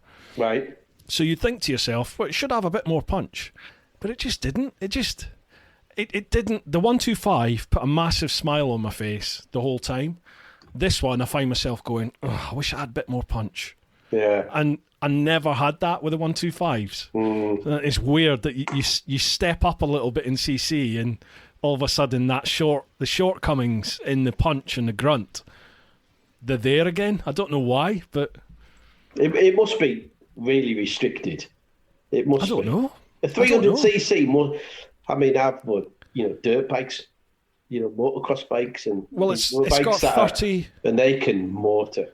I think it's got 35 Newton meters of torque, and I think it had 40 or 50. It's A2. You can ride it on an A2 license, whatever that is, but it's got 35 Newton meters of torque, and I think it's 40 or 50 brake horsepower, is what it's got. Right. So there's plenty of big bikes out there with similar sort of. Yeah. It's got to be restricted like hell. It must be. I suppose it must be. If it's A2, then it must have a restrictor on it. You must be able to take that off. It must have. But yeah, it's just I was out again on it today. I took it to the hospital, and it was better today. I think more because I knew what to expect. So I'd built this 380 up to such a level, and it just sort of didn't reach it for me. So I'm going to do more miles on it. Where does the extra weight come from then? I don't know, because it actually feels more cramped than the 125 version. Right. Okay. Somehow. Is it a similar type? Is it a similar model? Is it? Oh, the trains that they sort of duo one with it. Yeah, it's basically their GS version. Train is that one? Yeah. Yeah. Yeah. It's just an adventure bike. It's the one Paul and Holly, the Riding from Reality couple. They took the 125 terrains on the Mongol rally to Mongolia. Yeah. And they've actually, Paul's had he's had the prototype new 380 for quite a while now. He's been spanking it up and down lanes, off-roading and stuff on it. But he's not had the actual official, he's not got the official one that's been launched. He's had their prototype to tweak and stuff. So I might have a little chat with him and see what the actual differences are. But it feels, for me, it feels more cramped than the 125 did somehow. Maybe that's just in my head, but it's a bit of a letdown, but who knows? Well, my beautiful wife doesn't watch a lot of the bike stuff that I do. But that Sinister Rain, the one you did, she sat and watched it. Did she? And she said to me, "That'll be for Rich. I want that bike." She sat and watched that Sinister Rain vid that you did, and she said, "I want that bike." So I had every intention of going, because she passed her. Granted, it's lapsed now, but she passed her CBT years ago. Uh-huh. She's had a bike before, so I was like, "Yeah, we'll go get you. We'll get it. We'll go get you one." Well, the next morning, she's like, "Oh, scratch that. I'm not getting another bike." So it was clearly the wine that was talking. But that's it. She doesn't watch a lot of this stuff that I do, but she watched that, and we nearly had a convo. Nearly. Yeah, or a spoil sport. One of the two. Yeah. I do wonder about that, because my wife Nikki, she did her CBT a few years ago, and part of me was like, it'll be great to get her out on the bikes as well, especially if she develops a love for it like I do, or I have. Yeah. It would be cool to go away and do stuff. But then the other part of me was going, This is my time. This is my little world. This, but as it was, she never did anything after she passed it, so it's run out now. I think the beauty of it is because when you're out riding, when you're on your own or your group of lads, you see stuff, you witness things, and it's a mega. Yeah. And you want to experience, you want to share it. Share it. Yeah. But only. It's better in the thought than reality sometimes. I'm with you, brother. I get it. Absolutely, I get it. I do love my wife. I do. I only say that she'll be watching this. Will she? I can't. She will do. Yeah. No, she's not. They're in the other room. Right, Bob Hawley. Next question. Hello from Georgia, the one above Florida. How you doing, Bob? Oh, wow. Hope all is well on the other side of the pond. This has been a topic for discussion stateside for a while now. Why do you think it's so hard to get the younger crowd into riding? Is it the overprotective mums, the licensing process, or the price of insurance and bikes these days? Over here, it seems like only folks over 40 riding now. Same here, man. Same here, man. Yeah, man. All of the things that he said there are true. The insurance, the overprotective. Yeah, I mean, we've wrapped our kids in cotton wool, haven't we? That's one of the biggest problems. I think so. It's a genuine worry for the industry. Man. Is that effective the consumer market, the market for bikes is just getting older and older, and no, it's frightening in a lot of sectors. It really is. It's God knows. I think if we all lived in cities, it should be promoted more for the community. Without a doubt, it should be. It should be you go on the continent. I mean, biking is so openly, it's embraced, isn't it? Absolutely. But for some reason here, you're like a rebel, aren't you? It's demonised here. Yeah, it is. Yeah. But and not even in like a cool way. No, it's like you're the Antichrist. Yeah, no, true. Yeah, it is. But I don't know the only way they can do it is sort of make it more of a commute. But that's going the other way because more and more people are working from home, and they are. Even that's they're not even promoting people to go to work lately. It's more work from home if you can. So. Yeah, certainly down here in London, in terms of London, there seem to be a lot more people starting to get smaller CC bikes to commute. Yeah, and they were, I get comments and messages from people that were like, I'd never been a biker, never been into biking, started working in the city, fed up of the traffic, fed up of public transport, thought I'd get myself a little bike, and oh my God, I can see what the attraction is. I'm looking for my first big bike, and you could see that progression, that step. Well, as you said, a lot of people are now, and a lot of companies now are realising, we don't need offices in the city. Yeah. You can work from home. Yeah. So you lose that. That's another avenue to get people into our little world now, isn't it? Yeah. So how do we attract them?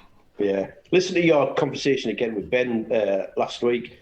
I think it was a conversation you had. But I didn't realise that the sales of, say for Honda, for instance, they sell more. Was it they sell more Groms in a day? Is it Cubs or Groms in a day than they sell CV1000s in a year or something? Sean Pope said that. Was that? Yeah. Sorry. Yeah. Yeah. The Southeast Asian market. I mean, it swamps the Western world market. Yeah. For people like Honda. Yeah. And the big Japanese manufacturers, they're not worried about selling a handful of sports bikes to the UK or the States because, they're selling hundreds of thousands of units out in Southeast Asia. That's where they're making their money, really. It does put it into perspective a lot, doesn't it? It certainly opened my eyes because, it's frightening, really, I suppose. I'm hoping to get John Hogan, from Superbike Mag. Oh, okay. Well, he now does. I think it's Bike World. He does now, but I'm hoping to get him on the podcast actually to have and we'll have a good chat about where we're at now and how can we change things and stuff because it's definitely a prominent issue which has to be addressed. Yeah. Otherwise, it's going to die out, isn't it? It is. But the whole YouTube thing that obviously like yourself are doing and the TMF and Richie and, Chops and that, that's obviously getting out there and promoting it more than I never buy a magazine. No. Never buy a bike magazine. So, this is where I get my information from. Mm-hmm. YouTube, I find out what's new, what's happening. I certainly don't buy a magazine anymore.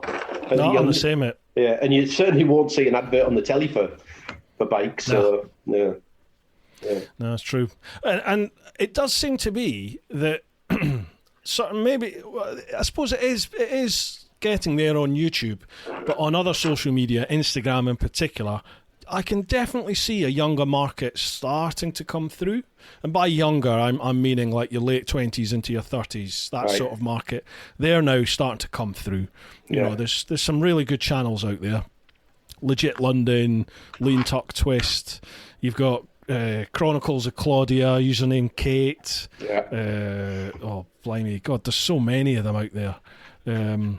Who's Ruby? Is it Ruby Rides? There's quite a lot actually of the lassies all coming through, particularly on Instagram. Obviously, the good looking lassies we all want to look at. Vanessa, bloody hell! I mean, Vanessa. Yeah, I mean, she's very, very socially savvy. Very socially savvy. Well, I do. I follow her content because she does a lot of off-roady stuff, which obviously I enjoy.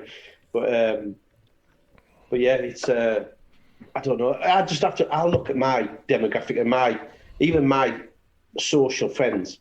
None of them are into bikes. Yeah, same. No. Yeah.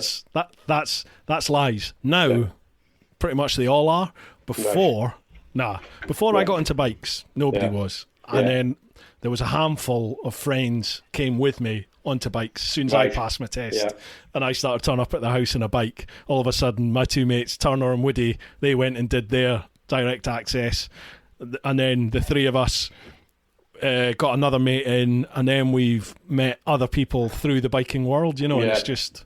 So now I'm surrounded by bikers. Yeah, well, I've surrounded myself with bikers, but the people I grew up with, I've got... Same. I've got, one, amazing friend who's like, he's got the Multistrada, he likes his bike, but he's not into bikes. He owns a bike.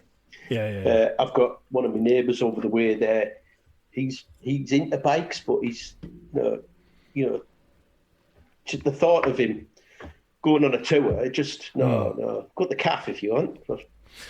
That's something I love about doing my trips, is when you take... I mean, you get people coming away with you who are seasoned tourers, seasoned travellers, and they just want to come away for the crack. They've seen the vids and they want to laugh, fine. Then you get other people who have never been outside, like you said, they've never been further than their local calf. Yeah. But they've watched the vids, they've decided, this looks a giggle, I fancy trying this. And I love to be part of that wow moment. When they come off, for the Picos, you come off the ferry at Santander, and 10 minutes after that, you start working your way up into the mountains and through the valleys, and you can just see in that first 2 or 3 hours, by the time you get to the hotel that night, the minds are just blown, and they're like, life has changed. Life has changed now, and you're like, welcome to the brotherhood. Yeah, absolutely. Yeah. And I love being part of that. It's great. Yeah, it's no, I do. I found out that I'm a destination rider. Mm-hmm. If when I go out on a weekend and I've got to plot my route and find out, Calimoto obviously helps, but you plot your route and you come back. I'm not all about that. I like to go somewhere, come back. Now that doesn't matter.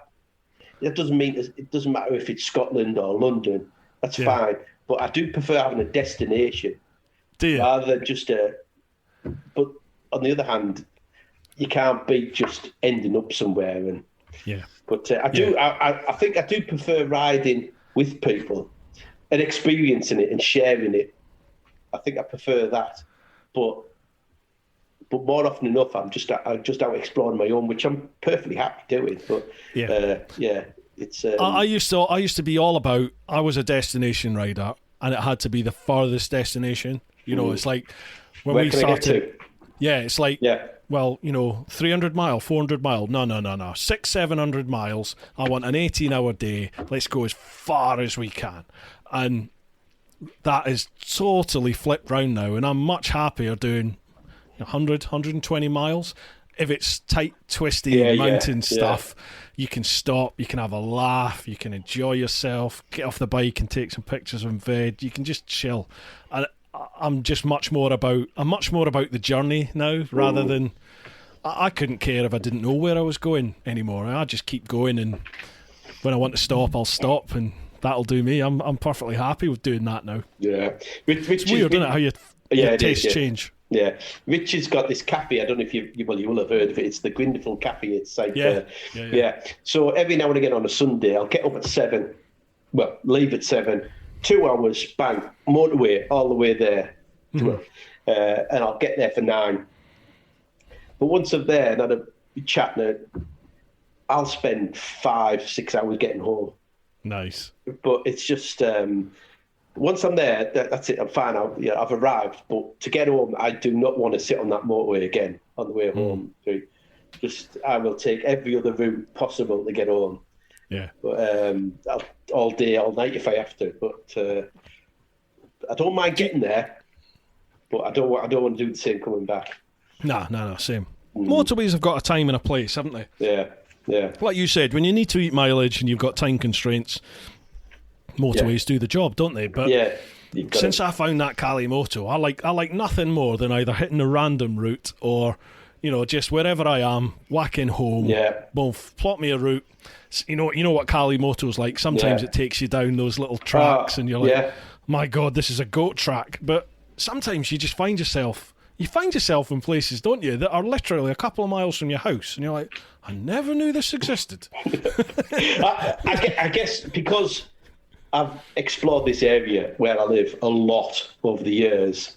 I'll look at it where it's taken me and go, what the hell is it doing? I don't want to go down there. Yeah. So the way I use Kalimoto a lot now is going, take me there, and then take me there, and then take me there. Right. And then I don't mind that. But if I just put 200 mile in, southwest, southeast, it'll take me where I really sometimes don't want to go. And you don't want to be. Yeah, that's yeah. I admit that. There have been a few times initially when I first started using it, especially around here in Kent, because I'd never explored Kent, even though I lived here for 3 or 4 years. I'd never really explored it, so everything was new. But now it tends to send me down the same kind of, because obviously the algorithm identifies set routes, doesn't it? Yeah. So it sends you down these roads, and once you've been down them, you're like, okay, I know, like you said, I know where this is going. Just, I want something else. Give me something else. Give me something else. But yeah, so the last few trips like that when Richie came, I knew if I'd have plotted the route, it wouldn't have went where I wanted it to go, because I've explored some bits now. We had to open farm gates. That's what I wanted. I wanted it to do that. But so the way I plotted it, I knew. So I put destinations. I want there, and there. And I altered it a little bit. But sometimes you go, I don't want to go that way. You don't take me that way. And I'll look at it and go, I did it the other weekend. I plotted, I went, right, so 200 mile southwest. And it took me like, oh, God, don't take me all the way down there. You're taking me on an A road for half an hour. So I just went destination. It was absolutely fine. It's beauty. I do like it. Yeah. Yeah, it fills that little void, doesn't it? When if you find yourself somewhere new, you don't know where you're riding, just whack it in there, both random ride, see where we go. I use it for a lot of my test rides and stuff. So the case in point was when the route that I took Rich on, I knew the route up to Kielder Forest and through Kielder Forest. I knew exactly where we were going there. But from there to over to Holy Island, I didn't know the route. I knew where I wanted to be, but to get from A to B, I didn't know. Yeah. I'd done another route before, but so I've typed it. It took us on this amazing road. It's not on the route hard for about 10 seconds on Rich's route. We were on it for a good hour at least. And I think we passed 2 cars, and it was mega. It was beautiful as well. It was going past, it was fantastic. That vid of Rich's, the one that starts with the drone shot when you guys are on the bridge. Yeah. Oh, that looked amazing. I've never seen that part of this country. Man, that's nuts. I've never seen it. I've told you, you're more than welcome to come. I'm there. Come up. As soon as I can, I'll be there. I promise. Man, just come up any time. January, I'm there. Yeah. Well, mate, we'll come up. I'll ride all year round. So good man. You come up and we'll go. I'll either take you on the same route or I'll adapt it. But Megan, if we go off road, I'm going to cry on you. Just be aware of that. Well, that's the funny thing. A little girl. when Rich is going on about saying you don't want to go on that 10-mile trek across the moor, the only reason I didn't want to do it because the route around it is beautiful. Right. It is stunning. And it stops off at 2 points, and one of them was a really nice pub. We could have had a mega dinner at like our lunch there. Mm-hmm. It would have been beautiful. And I had that planned, but he was itching to get that thing off road. He was itching. Yeah. And I love it myself, so I wasn't kicking up my fuss. So he's really bonded. Well, he really bonded with that Africa twin, didn't he? He absolutely loved it. Absolutely loves it. It's weird. You seem to be. I think the GS is like that as well. It's a bike you either totally love, and for you it's like this is it. This is the pinnacle. Yeah. Or you just don't quite get it, and. But he also knows it's not as good as the GS. Yeah, Rich will admit that the GS is a good bike. Lamb chops Better in public. Well, yeah, we know that. Lamb chops in public, lamb chops will not admit it. Yeah. Out of the public ears and eyes, he's like, the day will come when I'll have one, but I'm just not ready to go there yet. And you're like, yeah, okay, fair enough. Yeah, it's got an unfair stigma, and you call it tractor doesn't help. Yeah, but I'm always doing that. You know. But I like it.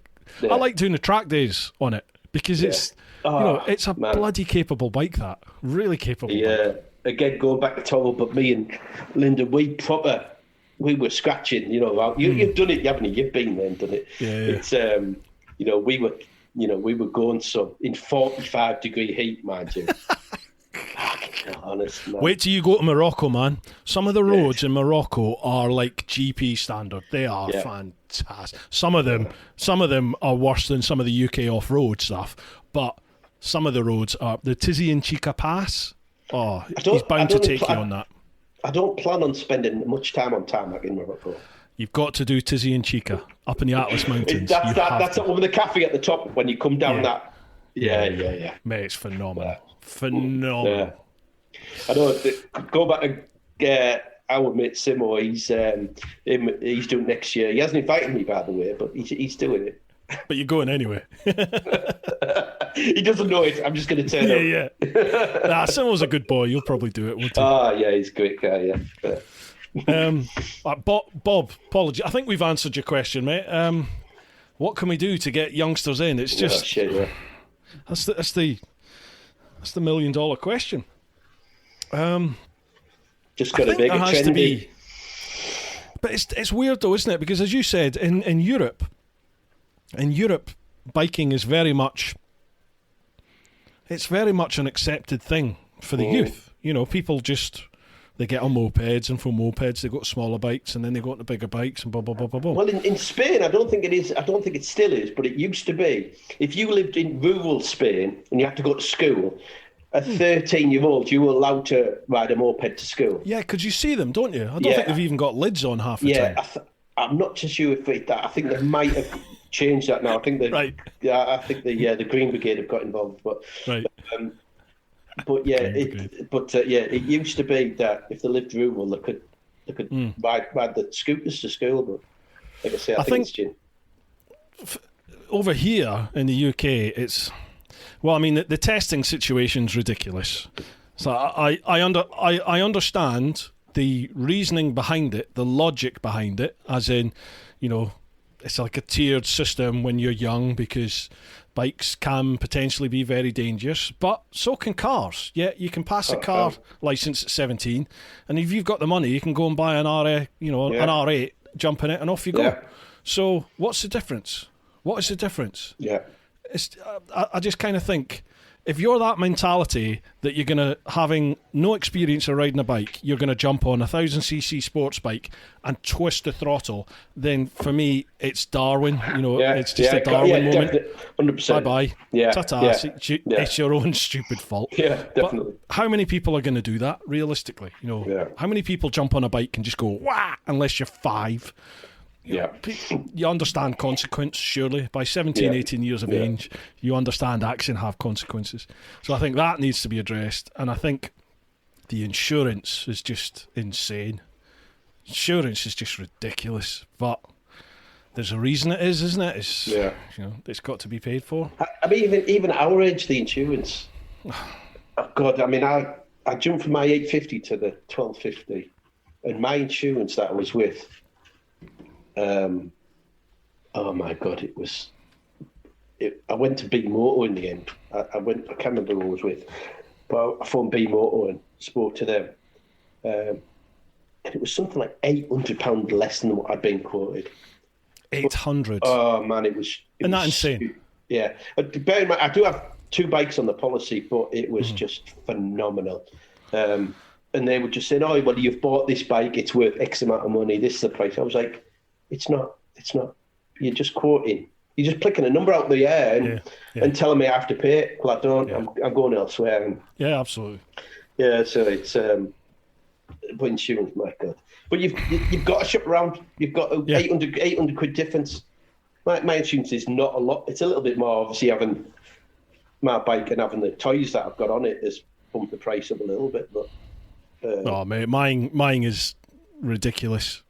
You know, if I can find people that actually will insure me, because I've had three accidents, 4 accidents in the last 5 years. Yeah. I had 3 points on my licence for 79 in a 70. 79 mile an hour in a Leicestershire Old Bill, you bunch of bastards. Sorry. 79 mile an hour on the A1 they did me for. Well, they're talking about zero tolerance now, aren't they? Where you can never 10. do that. They can't do that. Well, they can't, because speedometers, every speedometer is different. So there's always up to a 10% error on a speedo, unless it's calibrated by the government, whatever it is. You know, I did the box sticker when I bought my bike, so I got the sat nav, the nav 6, whatever it is, on the beer.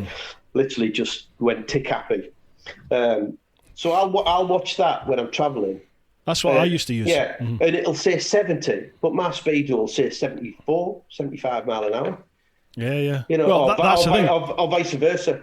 You know. Well, that's the thing, is that yours will show that. Yeah. Yours will show that, but mine will show 70, 71 on the nav 6 thing. Yeah. So GPS speed will be 70, 71, but my speedos on my GSs were showing between 77 and 82, 83, because I've had like 3 GSs. Yeah. So it varies. It totally varies. Yeah. It's so I follow the sat nav now. Yeah, because you can go a bit quicker. Yeah, that's what I did, and then I got done at 79. Well, Kath, my beautiful wife, posted a question. She came in last night. I've got to put a question, and I was like, "Oh, bloody! Don't you join it?" Well, she posted it. She put it on. It must be on Facebook. Oh, mate, we're never going to get to that. What's it? Let me have a look. Well, while you have a look, I'm going for another pee. All right, okay. We'll be back in a second. Right, dude, I've found it. It's over on Facebook. Mate, there are another over 30 questions on Facebook. We're only about 5 questions in on Patreon so far, and there's about another 30 to go.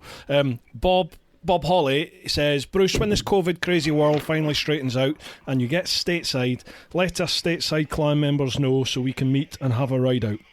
Oh, that'd be very good. Absolutely. Bob, I fully intended to come over to the States this year. I will definitely be there in 2021, providing the world doesn't collapse again. As long as everything keeps going the way it's going, then I will be there minimum a week, hopefully try and stretch it out to 10 days to 2 weeks, stateside, maybe a bit of Canada as well. Again, I'll let you know when I'm coming. Be great to meet up. And that goes for any other clan members or anybody at all who's listening that fancies meeting up over in the States. And putting you up. What's that? And putting you up. And putting me up. I don't eat much. You'll be all right. Right. Catherine Wardle English. Hi, Kath. Pete, what's the quickest time you can get from Scarborough to Billingham with an angry wife on his pillion asking for a friend? Go on, what's the story there then? Yeah, obviously the story. Well, we used to live in Billingham, which was the next town up. Right. So I had a ZX9R. Right. I think that was what we were pillion friendly. Yeah. Oh, man. Do you know what? We went all over, Kath and I, on that. We went all over. Do you know, I've actually looked at trying to find another one. Have you? Because, man, it was mega. Yeah, it was beauty. It would top out when it was new at 180. And on that private test track we all use. Yeah. My friend's runway. Yeah. Yeah. So we got back and oh god, I don't know how many miles it is, how far it is, but normally it would take you 2 hours in Sunday traffic. Let's put it that way, or holiday traffic. It would take you 2 hours. I bet we did it in 50 minutes. 50? Yeah, I bet, yeah. And she still married you? Wow. So, yeah. But I've been caught speeding, and I was caught speeding on my bike by a very, very nice couple, as it turned out.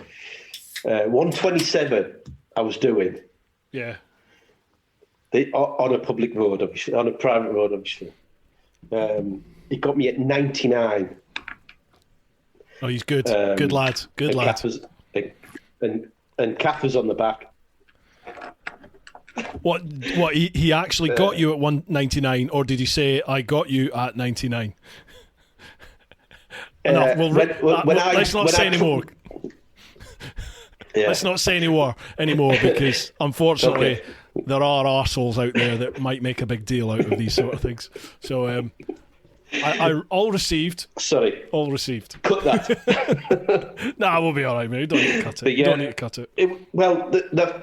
The throttle was faulty. These things happen, man. These things happen, don't they? And thankfully, he was there to stop you and make you aware of it. And everyone's much safer now and educated, and we've moved on. Yeah. Excellent, great. And she's never been on the back since. Or the bike. John Broadhurst. Hey, it's John. It's the Bin Boys. Question for Pete. What's your thoughts on polypropylene? Is it really popular due to its combination of stain resistance, softness and value for money? And can you really clean it with bleach? Only kidding. Real question is, what were your real thoughts after skidding through the river? Angry, annoyed, or just wanted to cry? Right, John. First of all, don't use bleach on your carpet. John, you've lit a fire here. Go on. Don't use bleach on your carpet. It won't do any damage to the carpet, but it'll just rot the back end of the carpet. What was the second part of the question?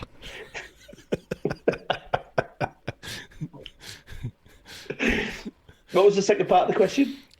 What were your real thoughts after skidding through the river? Were you angry, annoyed, or just wanted to cry? Because when you dropped that bike crossing the river, I think it was the second time when you just jumped back up again. It was like, I mean, I would either be picking that bike up and throwing it into the river, or on my knees crying my eyes out, and you were just like, okay, right, let's go. Mate, you can't. It doesn't come across on camera. I was howling. I was laughing. Yeah. Just probably due to a bit of stupidity, I guess. But also just sure, it's happened. What are you going to do? Yeah. It's like the bike's well protected with the bars, so they did such a good job. The only thing that I didn't worry about at the time, but the bar ends, the hand guards might have been damaged, or the mirrors might have got scuffed. I'm not bothered about the top box. Top box is only, it's an aftermarket top box, nothing major expense in that. You bought the guards to do a job. It's going to get lent over every now and then. It's going to have a lie down every now and again. Yeah. Mm-hmm. So especially if you try and ride across rivers. Yeah, but man, I've done enough off-roading. I've thrown bikes upside down. That's it's no big deal. To be fair, I wasn't doing 100 mile an hour, so nobody's getting hurt. No, exactly. So, and the thing is that it's an adventure bike, and everybody always says, "Oh, why?" Not everybody, but adventure bikes' biggest critics always say, "Oh, never goes off road, does it?" But if you take a bike off road, the chances are, at some point, if you do it enough, you're gonna drop the bike at some point, aren't you? So, man, if you go through the comments, the amount of I've been called a tool, I've been called an idiot. There's a bridge like 50 meters up. Why didn't you use that? Well, yeah, but why is there a Ford there? Why is it's there for a reason, and it's the comments. The comments are just part of social media, and they're a negative part of social media if you let it be a negative part. And I never used to, but I think it says because the channel's grown and it's had a bit of a spike, so there's a lot of new people commenting. Yeah. And you sort of develop relationships with people that comment all the time, you know, and it's just you start like you know, you'd comment and on YouTube and you'd comment in social media and stuff, and you joined Patreon, you came along to a Patreon meeting, we meet, and I meet you at shows and all that, and you start developing relationships with people, don't you? And people become like friends. You can put a face and a persona and a personality behind somebody. But in the comments, it's just totally blank, isn't it? You get a name, and that's it. And you're not... I've said this so many times, I'm sorry if I bore people with it, but with a conversation like this, where effectively you're face-to-face, although we're not face-to-face, we are through cameras, I can see your facial expressions, I can see your body language. When you say something, I've got a real good idea as to whether you mean it, whether you're being funny, whether you're being serious, you're angry, facetious, sarcastic, you know. But when it's written down... but when it's written down, there's none of that. You can't see that. It's how do you feel at that time? Like when you read that, how are you feeling? And I've been on a bit of a downer the last month or two. I don't know why. I've just been like, oh God. There was a proper cockwomble recently that I'll message you about. I mean, which one? Which one? Yeah. Which one? It was about the Africa Twin video, and it was just like, oh my God. When you came from the hospital, you literally jumped on the bike for the very first time. Mm-hmm. Didn't know anything worked, but for me... I got a lot of flack for that, yeah. For me, that's how exactly I would get it. You know, the dealer's not going to spend, and now we're telling me, like, going through this, especially with the Africa Twin, which is like, it's got a lot about it, hasn't it? It's got a lot. It does. There's a lot to that bike. So it's, but that's what you want. You want a real life review. So I've always said, you know, I am not a technical reviewer. I am how does it make you feel? I know Rich is like that as well. And some people have said, well, that's just a cop-out. You know, like, now you're a professional at this. This is my job. So you need to have a bit of personal responsibility. And that's kind of, I'm sort of coming to that line of thought now that, okay, maybe I can't just I'll jump on the bike and tell you how it feels. I need to do a little bit more. Why not? There's a lot of people that works perfectly. Go watch Andy. Go watch TMF if you want the actually exact. That was my thinking. Was that I'm not that type of person. I'm not anal about figures and facts and ratios and all the rest of that. That's not me. Does this bike make me howl with laughter? Yeah. Or does it leave me feeling a little bit bland? You know, what is the bike doing to me? That's how I am. And I think when you get criticised, it is hard not to take it personally. And I've found myself over the last month or so thinking, oh, maybe is it me? Do I need to change it? Do I need to change what I'm doing? And I've found myself now, like just in the last couple of videos that I've been editing, they're not out yet. I've sort of tried to go back to what I always used to, the trip stuff. You know, it's like I've done a load of bike reviews recently, and that's just to try and get the views up and give the channel a bit of a kick. Well, that's understandable, yeah. Yeah, you know, just try and get a bit of a kick into the channel. And I'm just starting to do some of my tour edits again, and it's so nice just to get back into that, you know, and it's like, in my comfort zone, I know this. You're not going to tick every box, are you? No, you're not.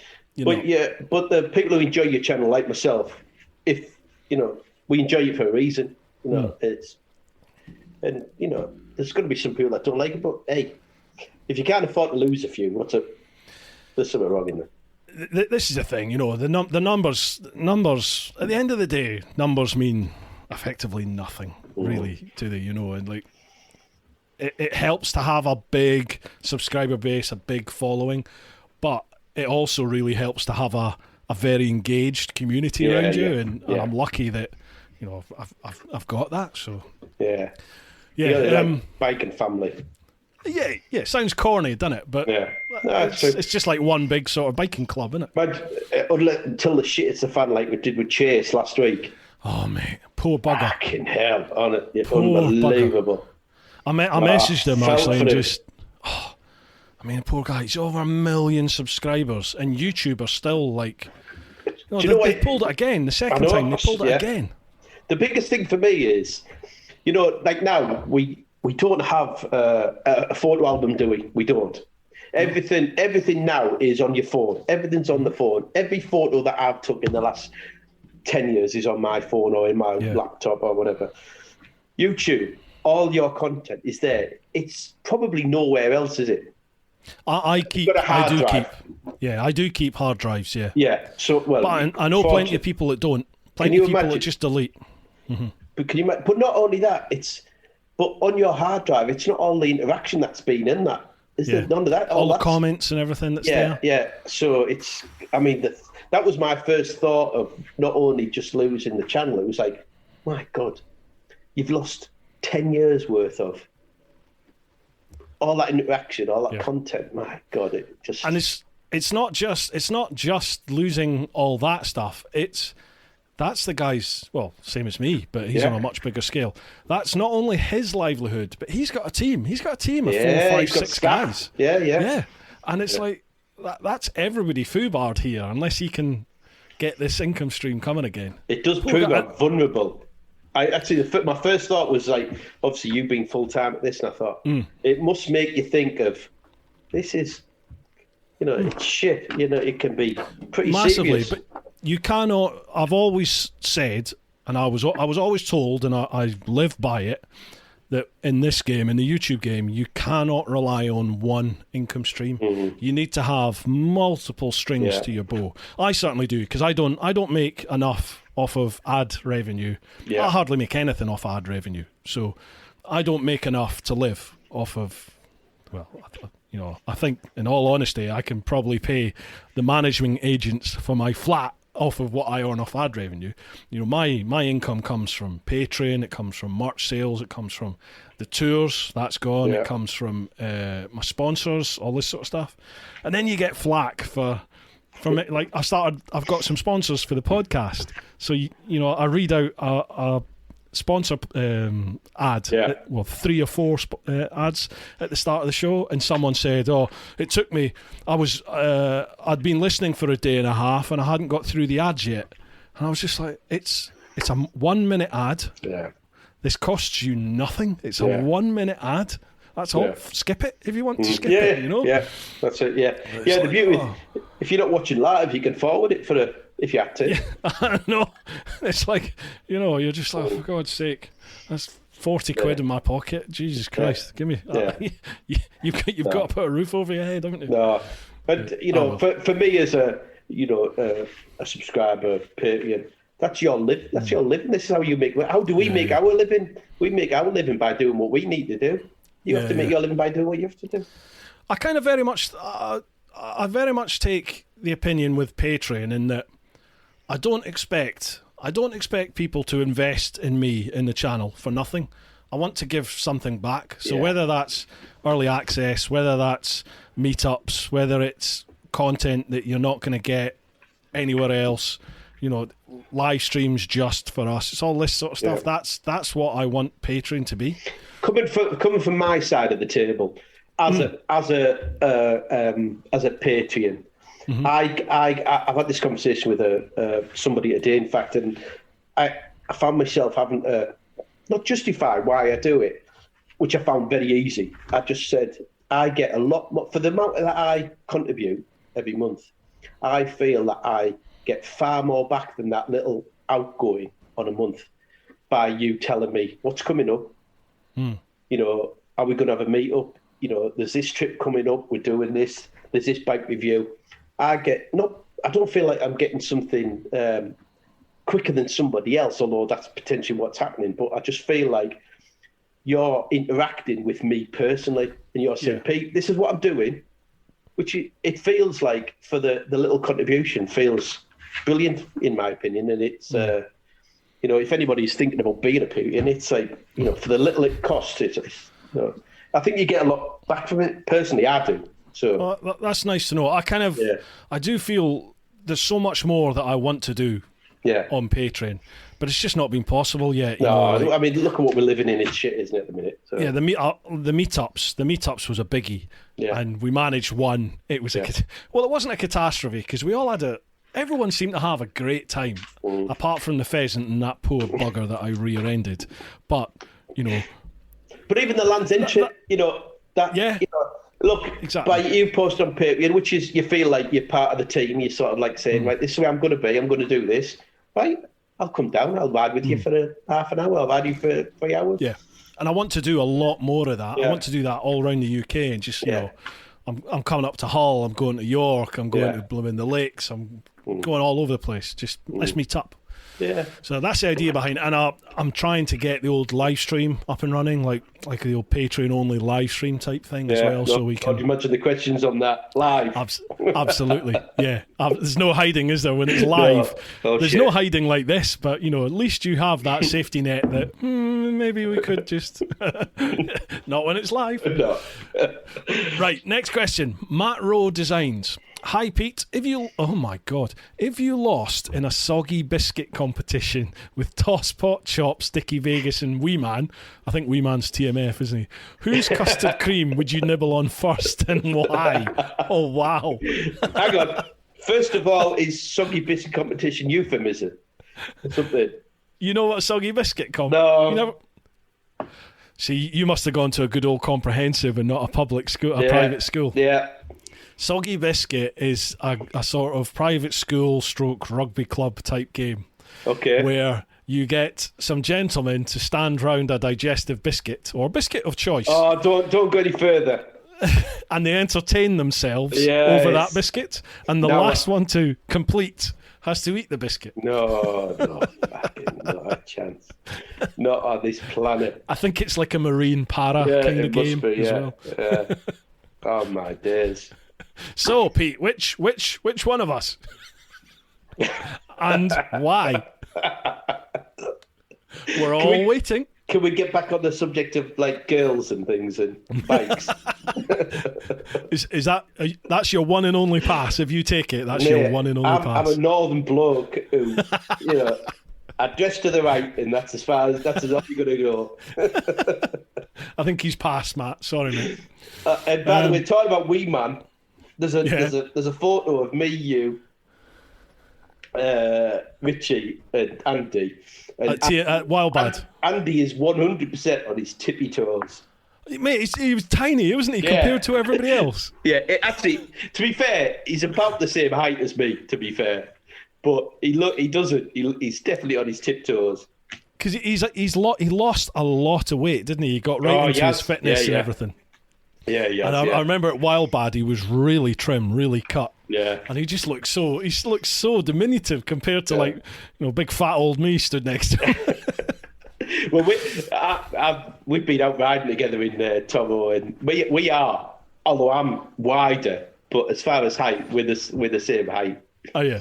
Yeah, we are. Yeah. I've got a few more hairs on my head though, I must say. Don't tell him that. Don't tell him that. Andy is I think Andy's one of the most competitive people I've ever met. In a good way. I have got a lot of respect for Andy. He's a top lad actually. He's a nice lad. The guy's work ethic is phenomenal. Yeah. And his thickness of skin is unbelievable because he gets a lot of flack. I can only imagine. Yeah. He's got 180 odd subs. I've got like 40 odd thousand, and he's got 180,000. Wow. Yeah. To deal with that, wow. Anyway, right. And he answers loads of questions as well on his. Yeah, he does. He definitely puts the time in. Yeah. I think he writes off a day to sit and just answer comments and inquiries and stuff. Fair play to the bloke. Yeah. I'm still intensely jealous and I hate him, but fair play to him. Angad Singh, not a question but an idea. How about printing all of Pete's questions as a biker version of Cards Against Humanity or on a buff and selling it as a limited run? Angad, that is an awesome idea. You'll have to go back to the questions and find out what I've asked. I have no clue. Wow. Right, Pete, I'll put you on the spot. What's your charity? If you could donate to a charity of choice, what would it be? Zoe's Place. Zoe's Place? Yeah. What's that? It's a child hospice. Oh, cool. Zoe's Place. Right, I tell you what I'm going to do then, mate. I'm going to speak with Roger that deals with the merch. And Gad, that is an awesome idea. I'm going to come up with a design with all your questions. We'll do a buff, and all of the profits from that. No. Two, you all of the profits from that will go to. Profits, right? Yeah. I thought you about all the questions. We're not going to send a question. There's some sick young people. We're going to send them some of your questions. No. But I'll do something on that. Angad, that's a fantastic idea, dude. Love that. Right, we'll do that, mate. Oh, awesome. Yeah. Tip my hat off to you. I'm blinded. I'm blinded by the reflection. Me big scar. Oh yeah, what happened? You took a massive chunk out your head. Oh man, I put a Indian scalp myself. I had some workmen working in my loft a couple of weekends ago, about 3 weeks ago, and he needed some boards putting down so he could work in the loft. Yeah, the electrician, and he had the torch. You could see everything was fine, and just as I turned to move, he put the torch down in the eaves, and the place went I proper scalped myself. Oh, so it went right down the bone. Totally took about a good 50 piece size of skin off the top of my head. So it's just under the hairline though, so you'll be okay. You'll be fine. Yeah. Right, mate. This is we have been on for about 2 hours 10 minutes so far. Shut up! No, we haven't. We have. Yeah, we have. 20 past blooming 8. Right, let's. I have got a million messages. They're not listening. This isn't live, is it? No. This will go out on Wednesday.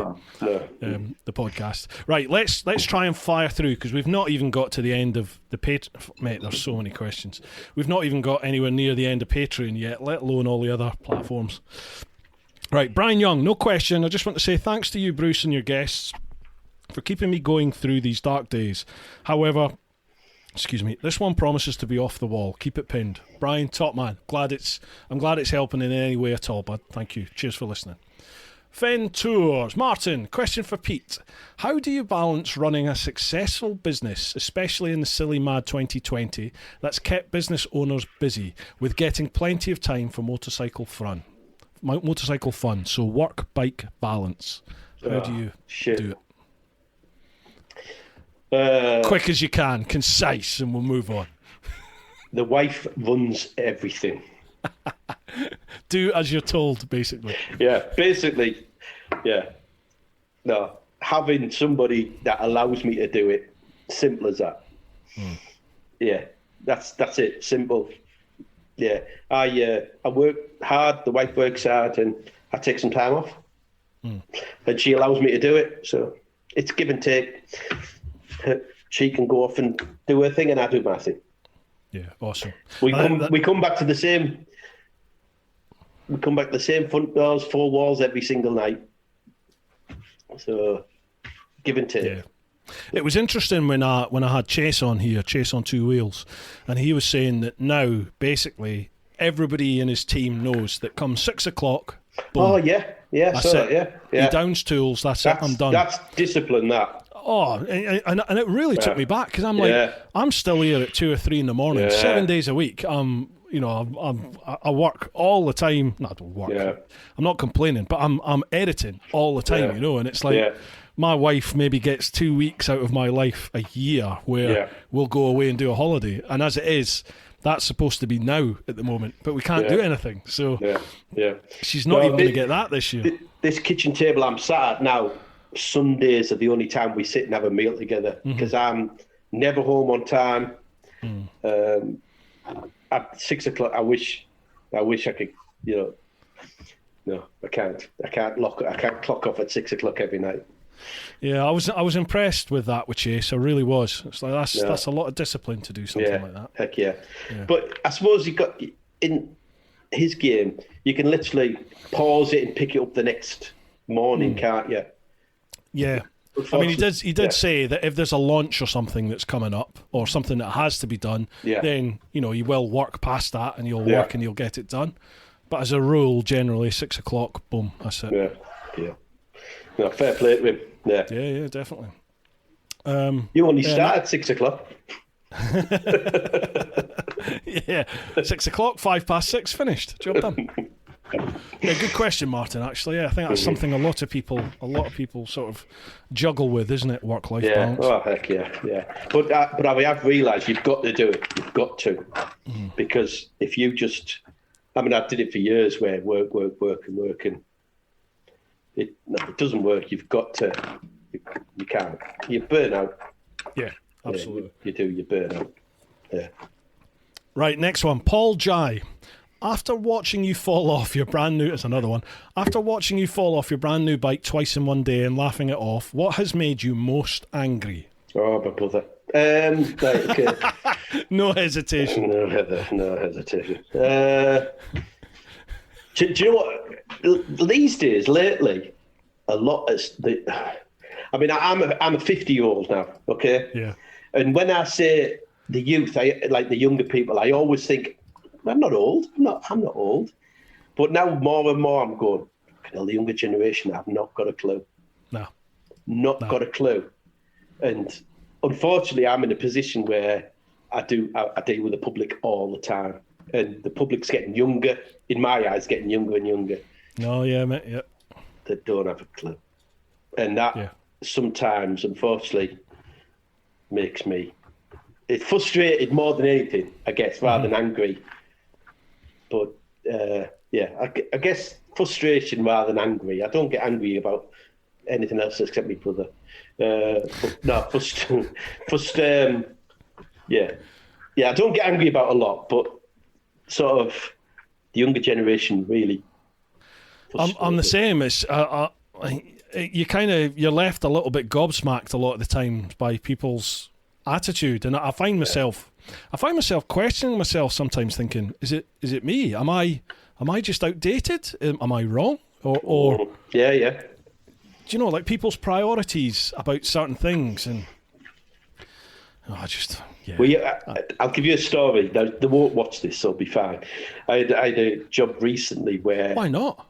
I had a job recently where we sold some carpets to a young couple, sort of mid to late 20s, and the carpet upstairs in the attic was very challenging. The lads couldn't get it up there on their own without, we got 8 lads in there in the end, 6 lads to get it up in the end. But there was a time period before that happened. She wanted to cancel about a 2,800 quid job because I told her she has to be realistic, and I can't remember the exact term I used. Something like, we live in the real world, it's got to get up, it's got to get somehow. Common sense, that's the word I used. Oh, that was offensive, was it? And that was offensive. Wow. Because I'd used the word common sense. They wanted to cancel with a full refund because I'd used the word common sense. Wow. I did wonder, when the whole COVID thing was on the horizon and we were thinking, are we going to be in Mad Max apocalypse in 6 months' time? Because it was a little bit unknown initially, wasn't it? It was like, what is on the horizon here? I did think to myself, is this what we need? Maybe we need this. Maybe we need this massive reset. I keep thinking that. Well, don't use the word reset. You'll get all the. Oh God, yeah, I'll get cancelled, won't I? Hell yeah. But I did think to myself, maybe we've brought this upon ourselves here, and that maybe we just need this for the common sense, logical people to survive, and the ones that push a pull don't. Yeah. See you later. Ta-ta. Yeah. Apart from the ones who are getting the benefits of being given more money to be on benefits. So. Oh mate, don't. Just don't. Don't. Leave that. Just leave that there. I don't understand that in this country. I think it's fantastic that we have a social system in place that if you can't work for a reason, whether it's medical or whatever the reason is, if you genuinely cannot work, then we as a population, we can help you out. We can keep you alive. We can put a roof over your head. I've got no problem with that. If you will never work for no fault of your own, then I've got no problem with helping you out. But if you choose to never work, I have a massive issue with my money going to you. Massive. Yeah. I don't understand why we bail people out that choose not to work. Yeah. When I was on the tools, I used to go in people's houses, and 9 times out of 10, there would be the lady in the house, letting us in, do the job. 9 times out of 10. So every time I'd turn up and there'd be the gentleman, there'd be the husband usually in the house. And I used to have a default saying, is it your day off today? It was just human nature for me to say that. Sexist maybe, but that's how I used to say it. And I used to get it every now and again. I can't afford to work. And it used to put my hackles up, and I used to go, well, I used to say lots, but there's something fundamentally wrong with that. If you're better off being on benefit than getting a job, then something's wrong. Something has to be addressed. Yeah. Because you're not paying in then. You're not paying anything in taxes into the pot. So there is a massive issue. We're going down the rabbit warren here. We are, mate, massively. Yeah, I can feel my heckles going up already. This used to be what I was like in the old bill. It was just like, it's the same people I'm dealing with all the time. Anyway. Right. Andy, how are you for time, mate? Are you okay for time? Man, I'm not going nowhere. Right. Well. Andy Whittaker, question to both. What was your best childhood memory, and what was the name of your favourite teddy bear? Oh, shit. Do you know, I didn't have a name for my teddy bear. I didn't have a teddy bear. I can't remember having a teddy bear. I did. I had this blue and white teddy bear. And I remember I left my bedside light on when I was Are you looking at it? Is he down there? I am, yeah, he's down there. Yeah. I left my bedside light on last night and it burnt his ear. No, and it singed his ear. I remember I woke up and it was all burning. And we had to restuff him. But I don't think I had a name for him. Just Ted or something. I don't know. I honestly can't remember ever having a cuddly toy. Or I must have done. Best childhood memory. Oh shit! My God, I remember. Mum and Dad my dad worked in the mainly offshore. He worked he was a welder, but in the oil and gas industry, similar to oil boy. So when Dad used to come over, it was always kind of we'd go do something, we'd go somewhere, and he would always take us to there'd be like a beauty spot up in the moors. And it had a stream running through, and we'd in the summer months we'd play in the stream and stuff. And my first memory really is just pretending I was on a motorbike, and I would run the length of this moor, just pretending to jump over things. And I still think of that now. And I've actually been past that place lots and lots, and even rode an actual dirt bike over the bits. Have you? I pretended to when I was a kid, yeah. Wow. And that's probably one of my happiest memories when I was younger. Just, yeah. I think of those times and think, so innocent and loved it. Yeah. I haven't got a lot of memory. My memory's pretty shocking, actually, my memory. Is it? Yeah, it is terrible, yeah. But I've never forgot that. I just remember as a kid, knowing how much I love bikes now and thinking, where did it start? And I just remember doing that. Yeah. I mean, I can't complain. I had a great childhood. I've got absolutely no complaints about it whatsoever. So all my memories are great. But one thing that stands out was my dad was the same as yours. He worked in the offshore oil and gas. He's a quantity surveyor, cost engineer, quantity surveyor out in the oil and gas on the rigs. And I remember one year, I don't know how, but they came into some money. I don't know why, but we came into some money, and it was about 1980, 1981, and my dad was like, we're going on holiday to Florida. And this was before people went to Florida. And we did... To me, it felt like I was out there for about 8 years, but I think it was like 3 weeks or 5 weeks or something. We did a long holiday. The whole 6 weeks holiday. Yeah, and my dad had a distant relative over there. I called him my Uncle Bob and Auntie Irene, but I think he was my dad's aunt's cousin. And he was yeah. Not Uncle Bob who put the keys in the pot. Not that Uncle Bob. Yeah, not that Uncle Bob. But my Uncle Bob he was an ex-Marine in the Second World War. He'd been an NYPD cop, and then he'd worked in the New York Fire Department. And he was like, to me, he was John Wayne. You know, he was just goddamn John Wayne. Hey, Bru, god damn. He had a massive revolver in every room in his house. They drove a big sort of soft top Cadillac, picked us up from the airport. And I just remember that holiday was just like living the dream. It was the best time.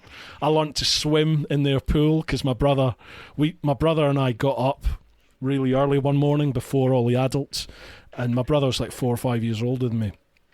So we went out to the pool. We'd always been told you don't go to the pool without an adult. Well, we went out, didn't we? My brother just pushed me in at the deep end. So it was like I had to learn how to swim. You had one of those brothers as well then? Yeah. And that is how I learned to swim, was my brother tried to kill me. So I had to learn how to swim. And that was it. From then on, I just loved the water. But that holiday is probably my strongest childhood. How old were you memory, then? I think. About 5. Right, 1981. Yeah. It'd have been 5. Right. Yeah. It's awesome. What a holiday, man. Disney World, Kennedy Space Centre. Oh, it was brilliant. When I was that age, my mum and dad went on holiday together without us. We had to Without go. you? Yeah, we had to go spend. We had to stay with Auntie Dot. All right. Yeah. I mean, that was like 70s, like, no. But Mum and Dad, I remember them coming back. They'd been to Benidorm or somewhere. They bought us a freaking donkey. Like, look where we've been, and a poster. We've had a great time. Yeah. Yeah, cheers. I didn't go on a phone holiday till I was 9. But your mum and dad had a whale of a time. Oh, they loved it, yeah. Nice. My dad was a welder. Your dad was quantity surveyor. Yeah. He's stuck in an office. Yeah. Next one, Robert Forster. If you were a motorbike part, what would you be and why? Wow. Motorbike part. I know. God, I don't know that many parts. Oh my word. Shit. It'd be the clutch. It gets touched the most.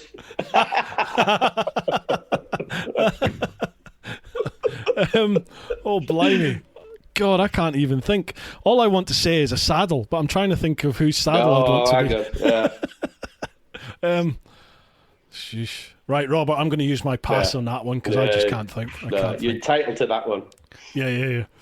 Right, dude, we're going to have to wrap this up soon. So let's go a couple more questions and then that'll do us, yeah? We're not going to even get out of Patreon. I can't believe, man, you've been rabbiting on for 2.5 hours. I know. It's nuts, isn't it? Waffle Wednesday. God. Yeah, Waffle Wednesday. That's what I should call it, isn't it? Well, that's what I've been telling you for long enough. Waffle Wednesday. Here's a good one. Haggis to both. You're told that you must move back in time to live. It must be more than 100 years ago. Where, when, and why? That's a good one. Ooh, wow. Right. Hang on a minute. What? For 100 years? Oh, right, okay. At least 100 years ago. Right, okay. Was it in Mate, moment? Do you want to feel really old? That's only 1920s. Is it? Oh, Yeah. shit, of course it is, yeah. Oh, hell yeah. It's not that long ago, man, but it's 100 years ago. Bloody hell. I was thinking along the lines of, when was it the Roman times when they used to have like mass orgies, like in the togas? was it the Romans? I'll go back then. Or my next door neighbour's house on a Friday, yeah. Yeah, it was Roman times. It's got to be at least 100 years ago, so any time before 1920s. Yeah, it is a bit, yeah. Then I'll go then. So you want to go back to the... I don't want to do all the mass bathing, that the Romans did. But I'm sure they had mass orgies, that'll do. Oh, God, yeah, absolutely. I would quite like to go back to... I like the idea of the Highland times, like running round as a Highlander, but it was pretty hard going, wasn't it? Hell yeah. I also really like the idea of the Wild West, like out on the frontier. Good call, yeah. But then that was proper brutal times as well. So there's the yin and the yang, isn't there? It's like, yeah. I think I would probably go. I would probably go to Wild West. How long's Coca-Cola been going? Jeez, I don't know. It's got to be over 100 years, isn't it? Oh, easy. Yeah, I would think so. Well, I'd go back then and I'd steal the idea. Especially, it was just cocaine, wasn't it? It was just Coca-Cola. Yeah. That's basically what it was originally. We would never have to worry about money again, though, would we? Absolutely not. Yeah. God, yeah. Wow, that's a good. I like that one. I guess that's a good. You could chat about that forever. Oh God, 100 years though, you'd got the whole of history. Right, I'm just having a quick look. I'm just sort of scanning to see. Right, Steve Mason. Oh, Steve, I like Steve a lot. He's a lovely fella. Yeah, he's Steve. A spot on, top man, spot on lad. Yeah. Hiya, big man. Question for my mate Pete. If you could take 3 mates to ride around the world with, who would you take? If you don't say me, I'm sure Steve, I'm sure Steve, your wife. Steve. All those disturbing photos you keep sending me. P.S. Can't wait to see you all again. What Same, photos Steve. are them? Can't wait. Oh, you sent me then. I only forward them on. That's all I do. Yeah, sorry, Steve. They probably come from me. Right. So, if you could take 3 mates to ride around the world, who would you take? Oh, well, my son. No. Nice. No brainer. Absolute no brainer. Yeah. Yeah, without a doubt. He would take over, by the way. He would organise everything. Would he? Yeah. And do a really good job. Yeah. He would plot everything. Yeah, he's good at all that type of stuff, yeah. In fact, it's what I've realised lately is that if I leave stuff to him, everything goes to plan. It's just perfect. Yeah. So it's you. Yeah, it suits me down to the ground now. Yeah. Yeah, no, it's good, yeah. 3.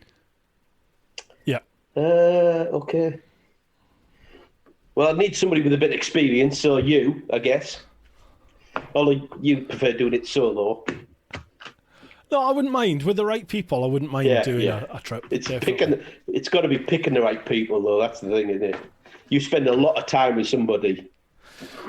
Yeah, and I think you just have to realise you're going to have days where you need a bit of distance. Yeah, definitely. It's a bit like a marriage, really, in that there's times when you want to be together, there's times when you just want your own space. I think you want to share the experience, but you don't want to share everything. You know, yeah, true. I'm like that. If I want to, the one thing I like about when I go out on my bike on my own, not that I don't like riding with people, is that if I see somewhere I want to stop, I'll stop. Mm-hmm. When you're with somebody, like when I was with Rich recently, it's kind of like we're going here, we're going there, we're going there. So you don't stop till you get there, you get here, you get there. But you're seeing so much stuff where if you're on your own, you probably would have stopped and had a look and had a picture and, just... So, and that's where I like the intercoms, because with the intercoms you can go, oh, have you seen that? Do you want to stop? Yeah. Can we stop here?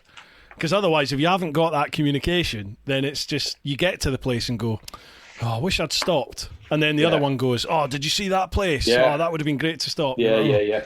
I've had a few different communication systems over the past, and by far that Cardo one, I think it's the safest way you could possibly ride a motorcycle. With somebody else, it's, safe to overtake because it's clear, it's... Yeah, it's good. So my son would be one. I'd take somebody with experience like yourself, but other than that, anybody else who wants to come really, and just enjoy and not be a dick, basically.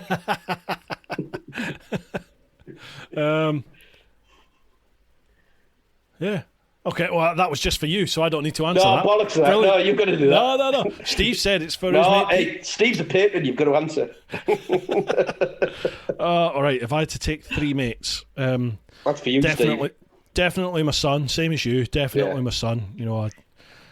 I think travel is something everybody that wants to should be involved with, because it does change you. It does change your perception of people. It changes your perception of the world.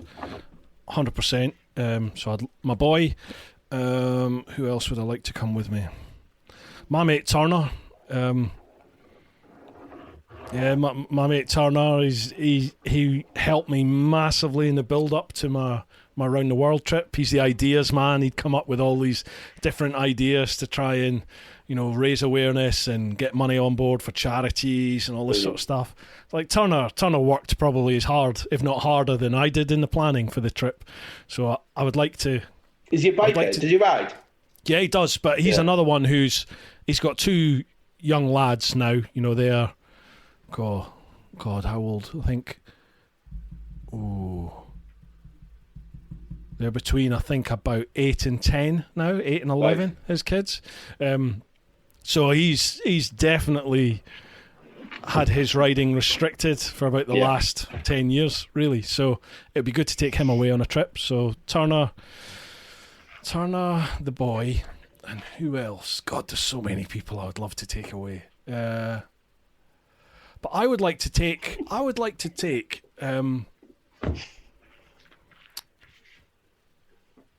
Oh God! I'm gonna say I'll say a name, and then later on I'll think. You're something thinking that shape like that, aren't you? I'm still thinking of No Best or Gemma Atkinson. I'm trying to get them out of my head. Oh blimey! Well, I mean, to be soft, I would love the wife to come, because there was so many places on the last trip. You've got me in so much trouble now. Yeah, I know. Yeah. I had to say that. I'm sorry, but I had to say. But there were so many times on my trip that I thought to myself, Nikki would love this, or it would be really nice to share this with her. Yeah, there was other times. Definitely. I couldn't have spent a year and a half with Nikki by my side. No, not on a bike trip. Yeah, we'd kill each other. But if you could pick and choose the moments to share, definitely. Yeah, definitely. Yeah. Part two. Right, mate. Shall we go for one more question off of? Let's go Instagram. Let's just pick one on Instagram. Jesus, I can't believe that time has just disappeared. Mate, it's nuts. It's nuts. Well, folks, if you're still with us, then thank you very much. Thank you. And I was bricking it, by the way. Were you? Why? Oh, hell yeah. Just because I haven't got a story. I haven't got a round the world trip. I'm not a racer. I'm not a Instagram sort of like. I'm just a pirouette Pete. My reasoning behind Bru Time is all I want on here is conversation. I just want people that want to chat and who have something to talk about. It doesn't matter what I'm not bothered what it is. I just want people on who you can have a conversation with, because I kind of feel like conversation is something that is really lacking these days. Yeah. Massively lacking. Now more than ever because of COVID. Yeah, but we're all guilty of it, aren't we? Because we've got the phones at our fingertips, and we're all guilty. Yeah. I'm pretty guilty of it. Yeah. And originally, it was never meant to be this. I never, ever wanted to do the Zoom stuff. I wanted the Joe Rogan, sat face to face across the table. I'll come to you. And the whole idea behind Bru Time is that this will be incorporated into when I'm travelling on the bike. So I will do this when I'm away on the bike travelling around the UK or somewhere in the world. I'll arrange to have a guest somewhere, and we'll have a face-to-face conversation and record it. But well, I did come to you, but you wimped out.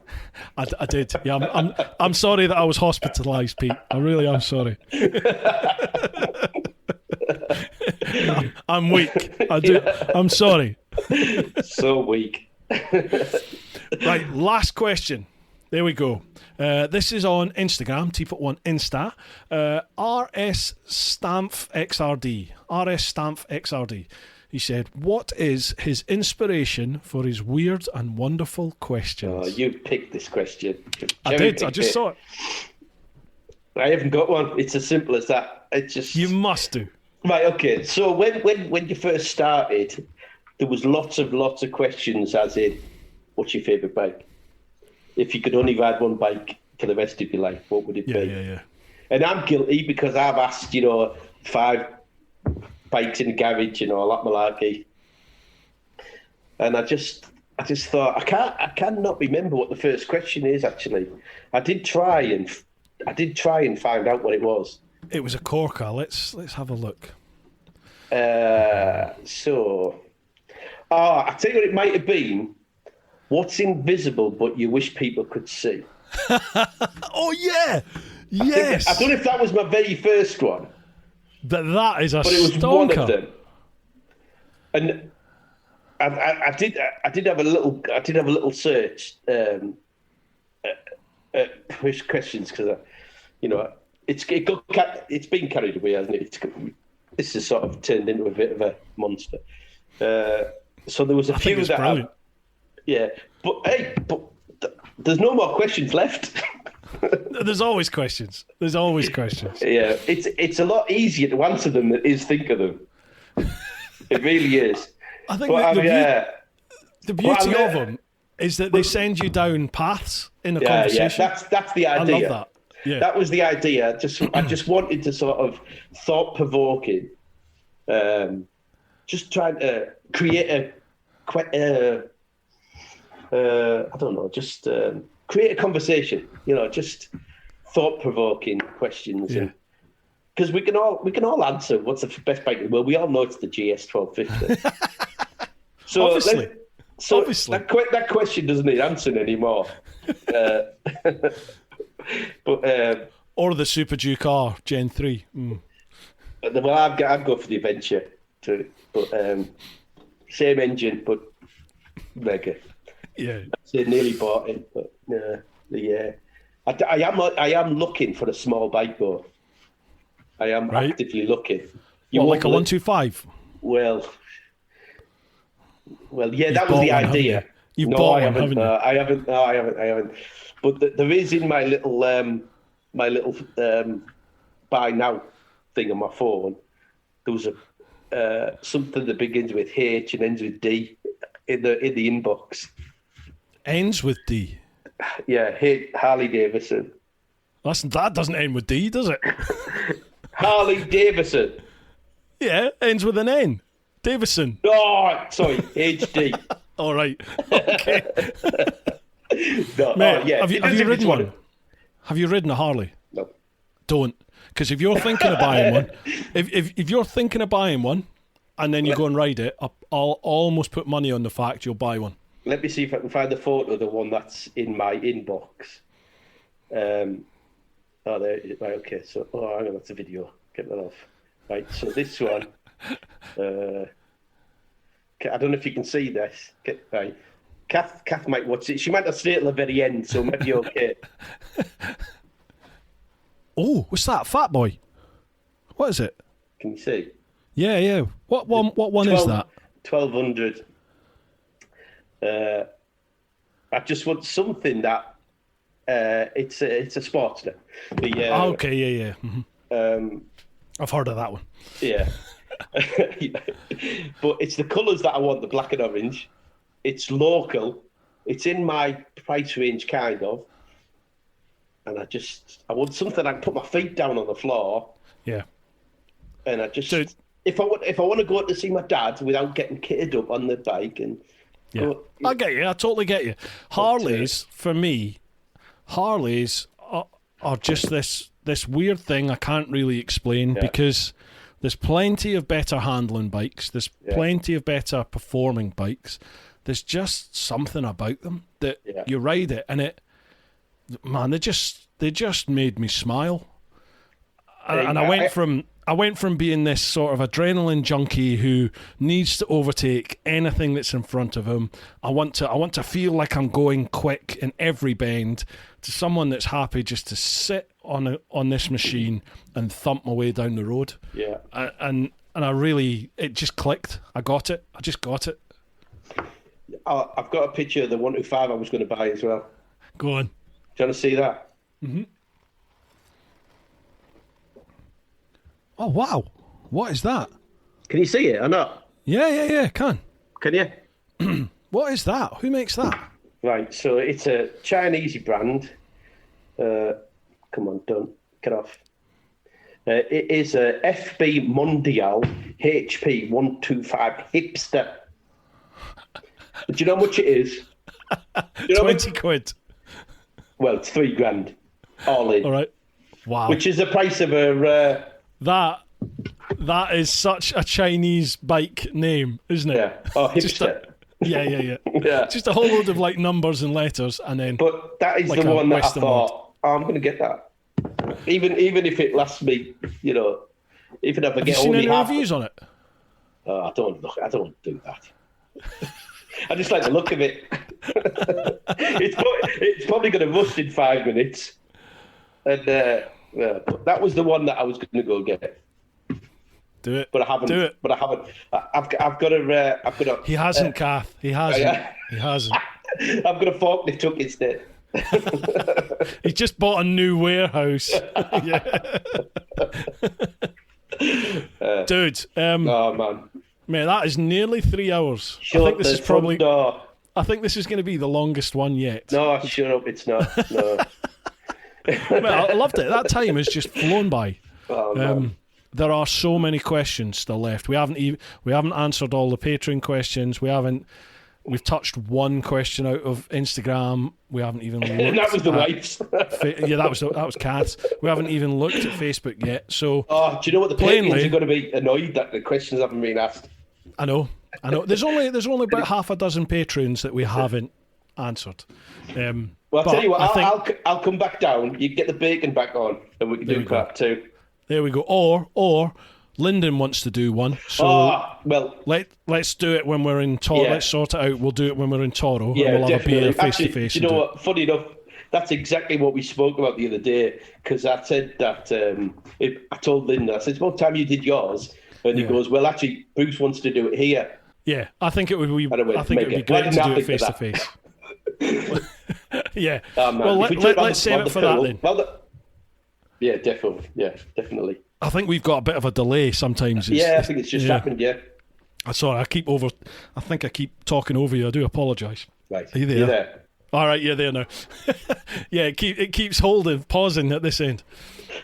Right, I think that's probably a good time to call it quits then, folks, because it looks like the tinterwebs are way to die on us. Pete, absolutely loved it, dude. Sangad, that idea about the Pete's questions on a buff, I love it, and I will take that forward. So Zoe's Place. Oh, man, honestly, that's the one. I would be, that touches my heart, it really does, if that happens, yeah. I'd love to, yeah, absolutely, no problem. We used to do the annual, every year, we used to do a Santa run, and the last time we did it, all bikers dressed as Santa, there was, it must be getting on towards 1,000 bikers now dressed as Santa for Zoe's Place. Cool. 1,000 bikers? Well, I might be exaggerating a little bit, but it was a lot. Wow. Yeah, all dressed as Santa. Yeah, me and Kathy used to do it on when I used to have a VFR, and we used to do it red VFR, dressed up, tinsel, the lot. Yeah, it's a big deal, and I'm not quite sure if it's happened the last couple of years because of complications, but it's all for Zoe's Place. At Kids Hospital, there's 2, one in Middlesbrough, which is obviously only, close to me, and then the other one's in Liverpool. But cool. Well, we'll do it then, Pete. We'll get that up and running. I'll speak with Rog, and we'll get that up and running. I'll go back through all the podcasts and dig out your questions, and we'll do a little design. That's a great idea, Sangad. Thank you very much for that, pal. Right, dude, before I go, is there anyone you want to give a shout out to? Is there anything you want to plug? Feel free. Over to you. Well, first, I just want to thank you, basically, for getting me on. Thank you for your content. Thank you for, just the getting us through the COVID shit and all that we got. It's my pleasure. Yeah, no, thanks, pal. Hang on. Thanks to the other guys that are out doing the thing as well, because you got it. I don't know. Just thank you to my wife for putting up with me. No, but shout out to anybody out there that's goddamn. Just shop local. Just shop local. Doesn't matter whether it's a carpet shop.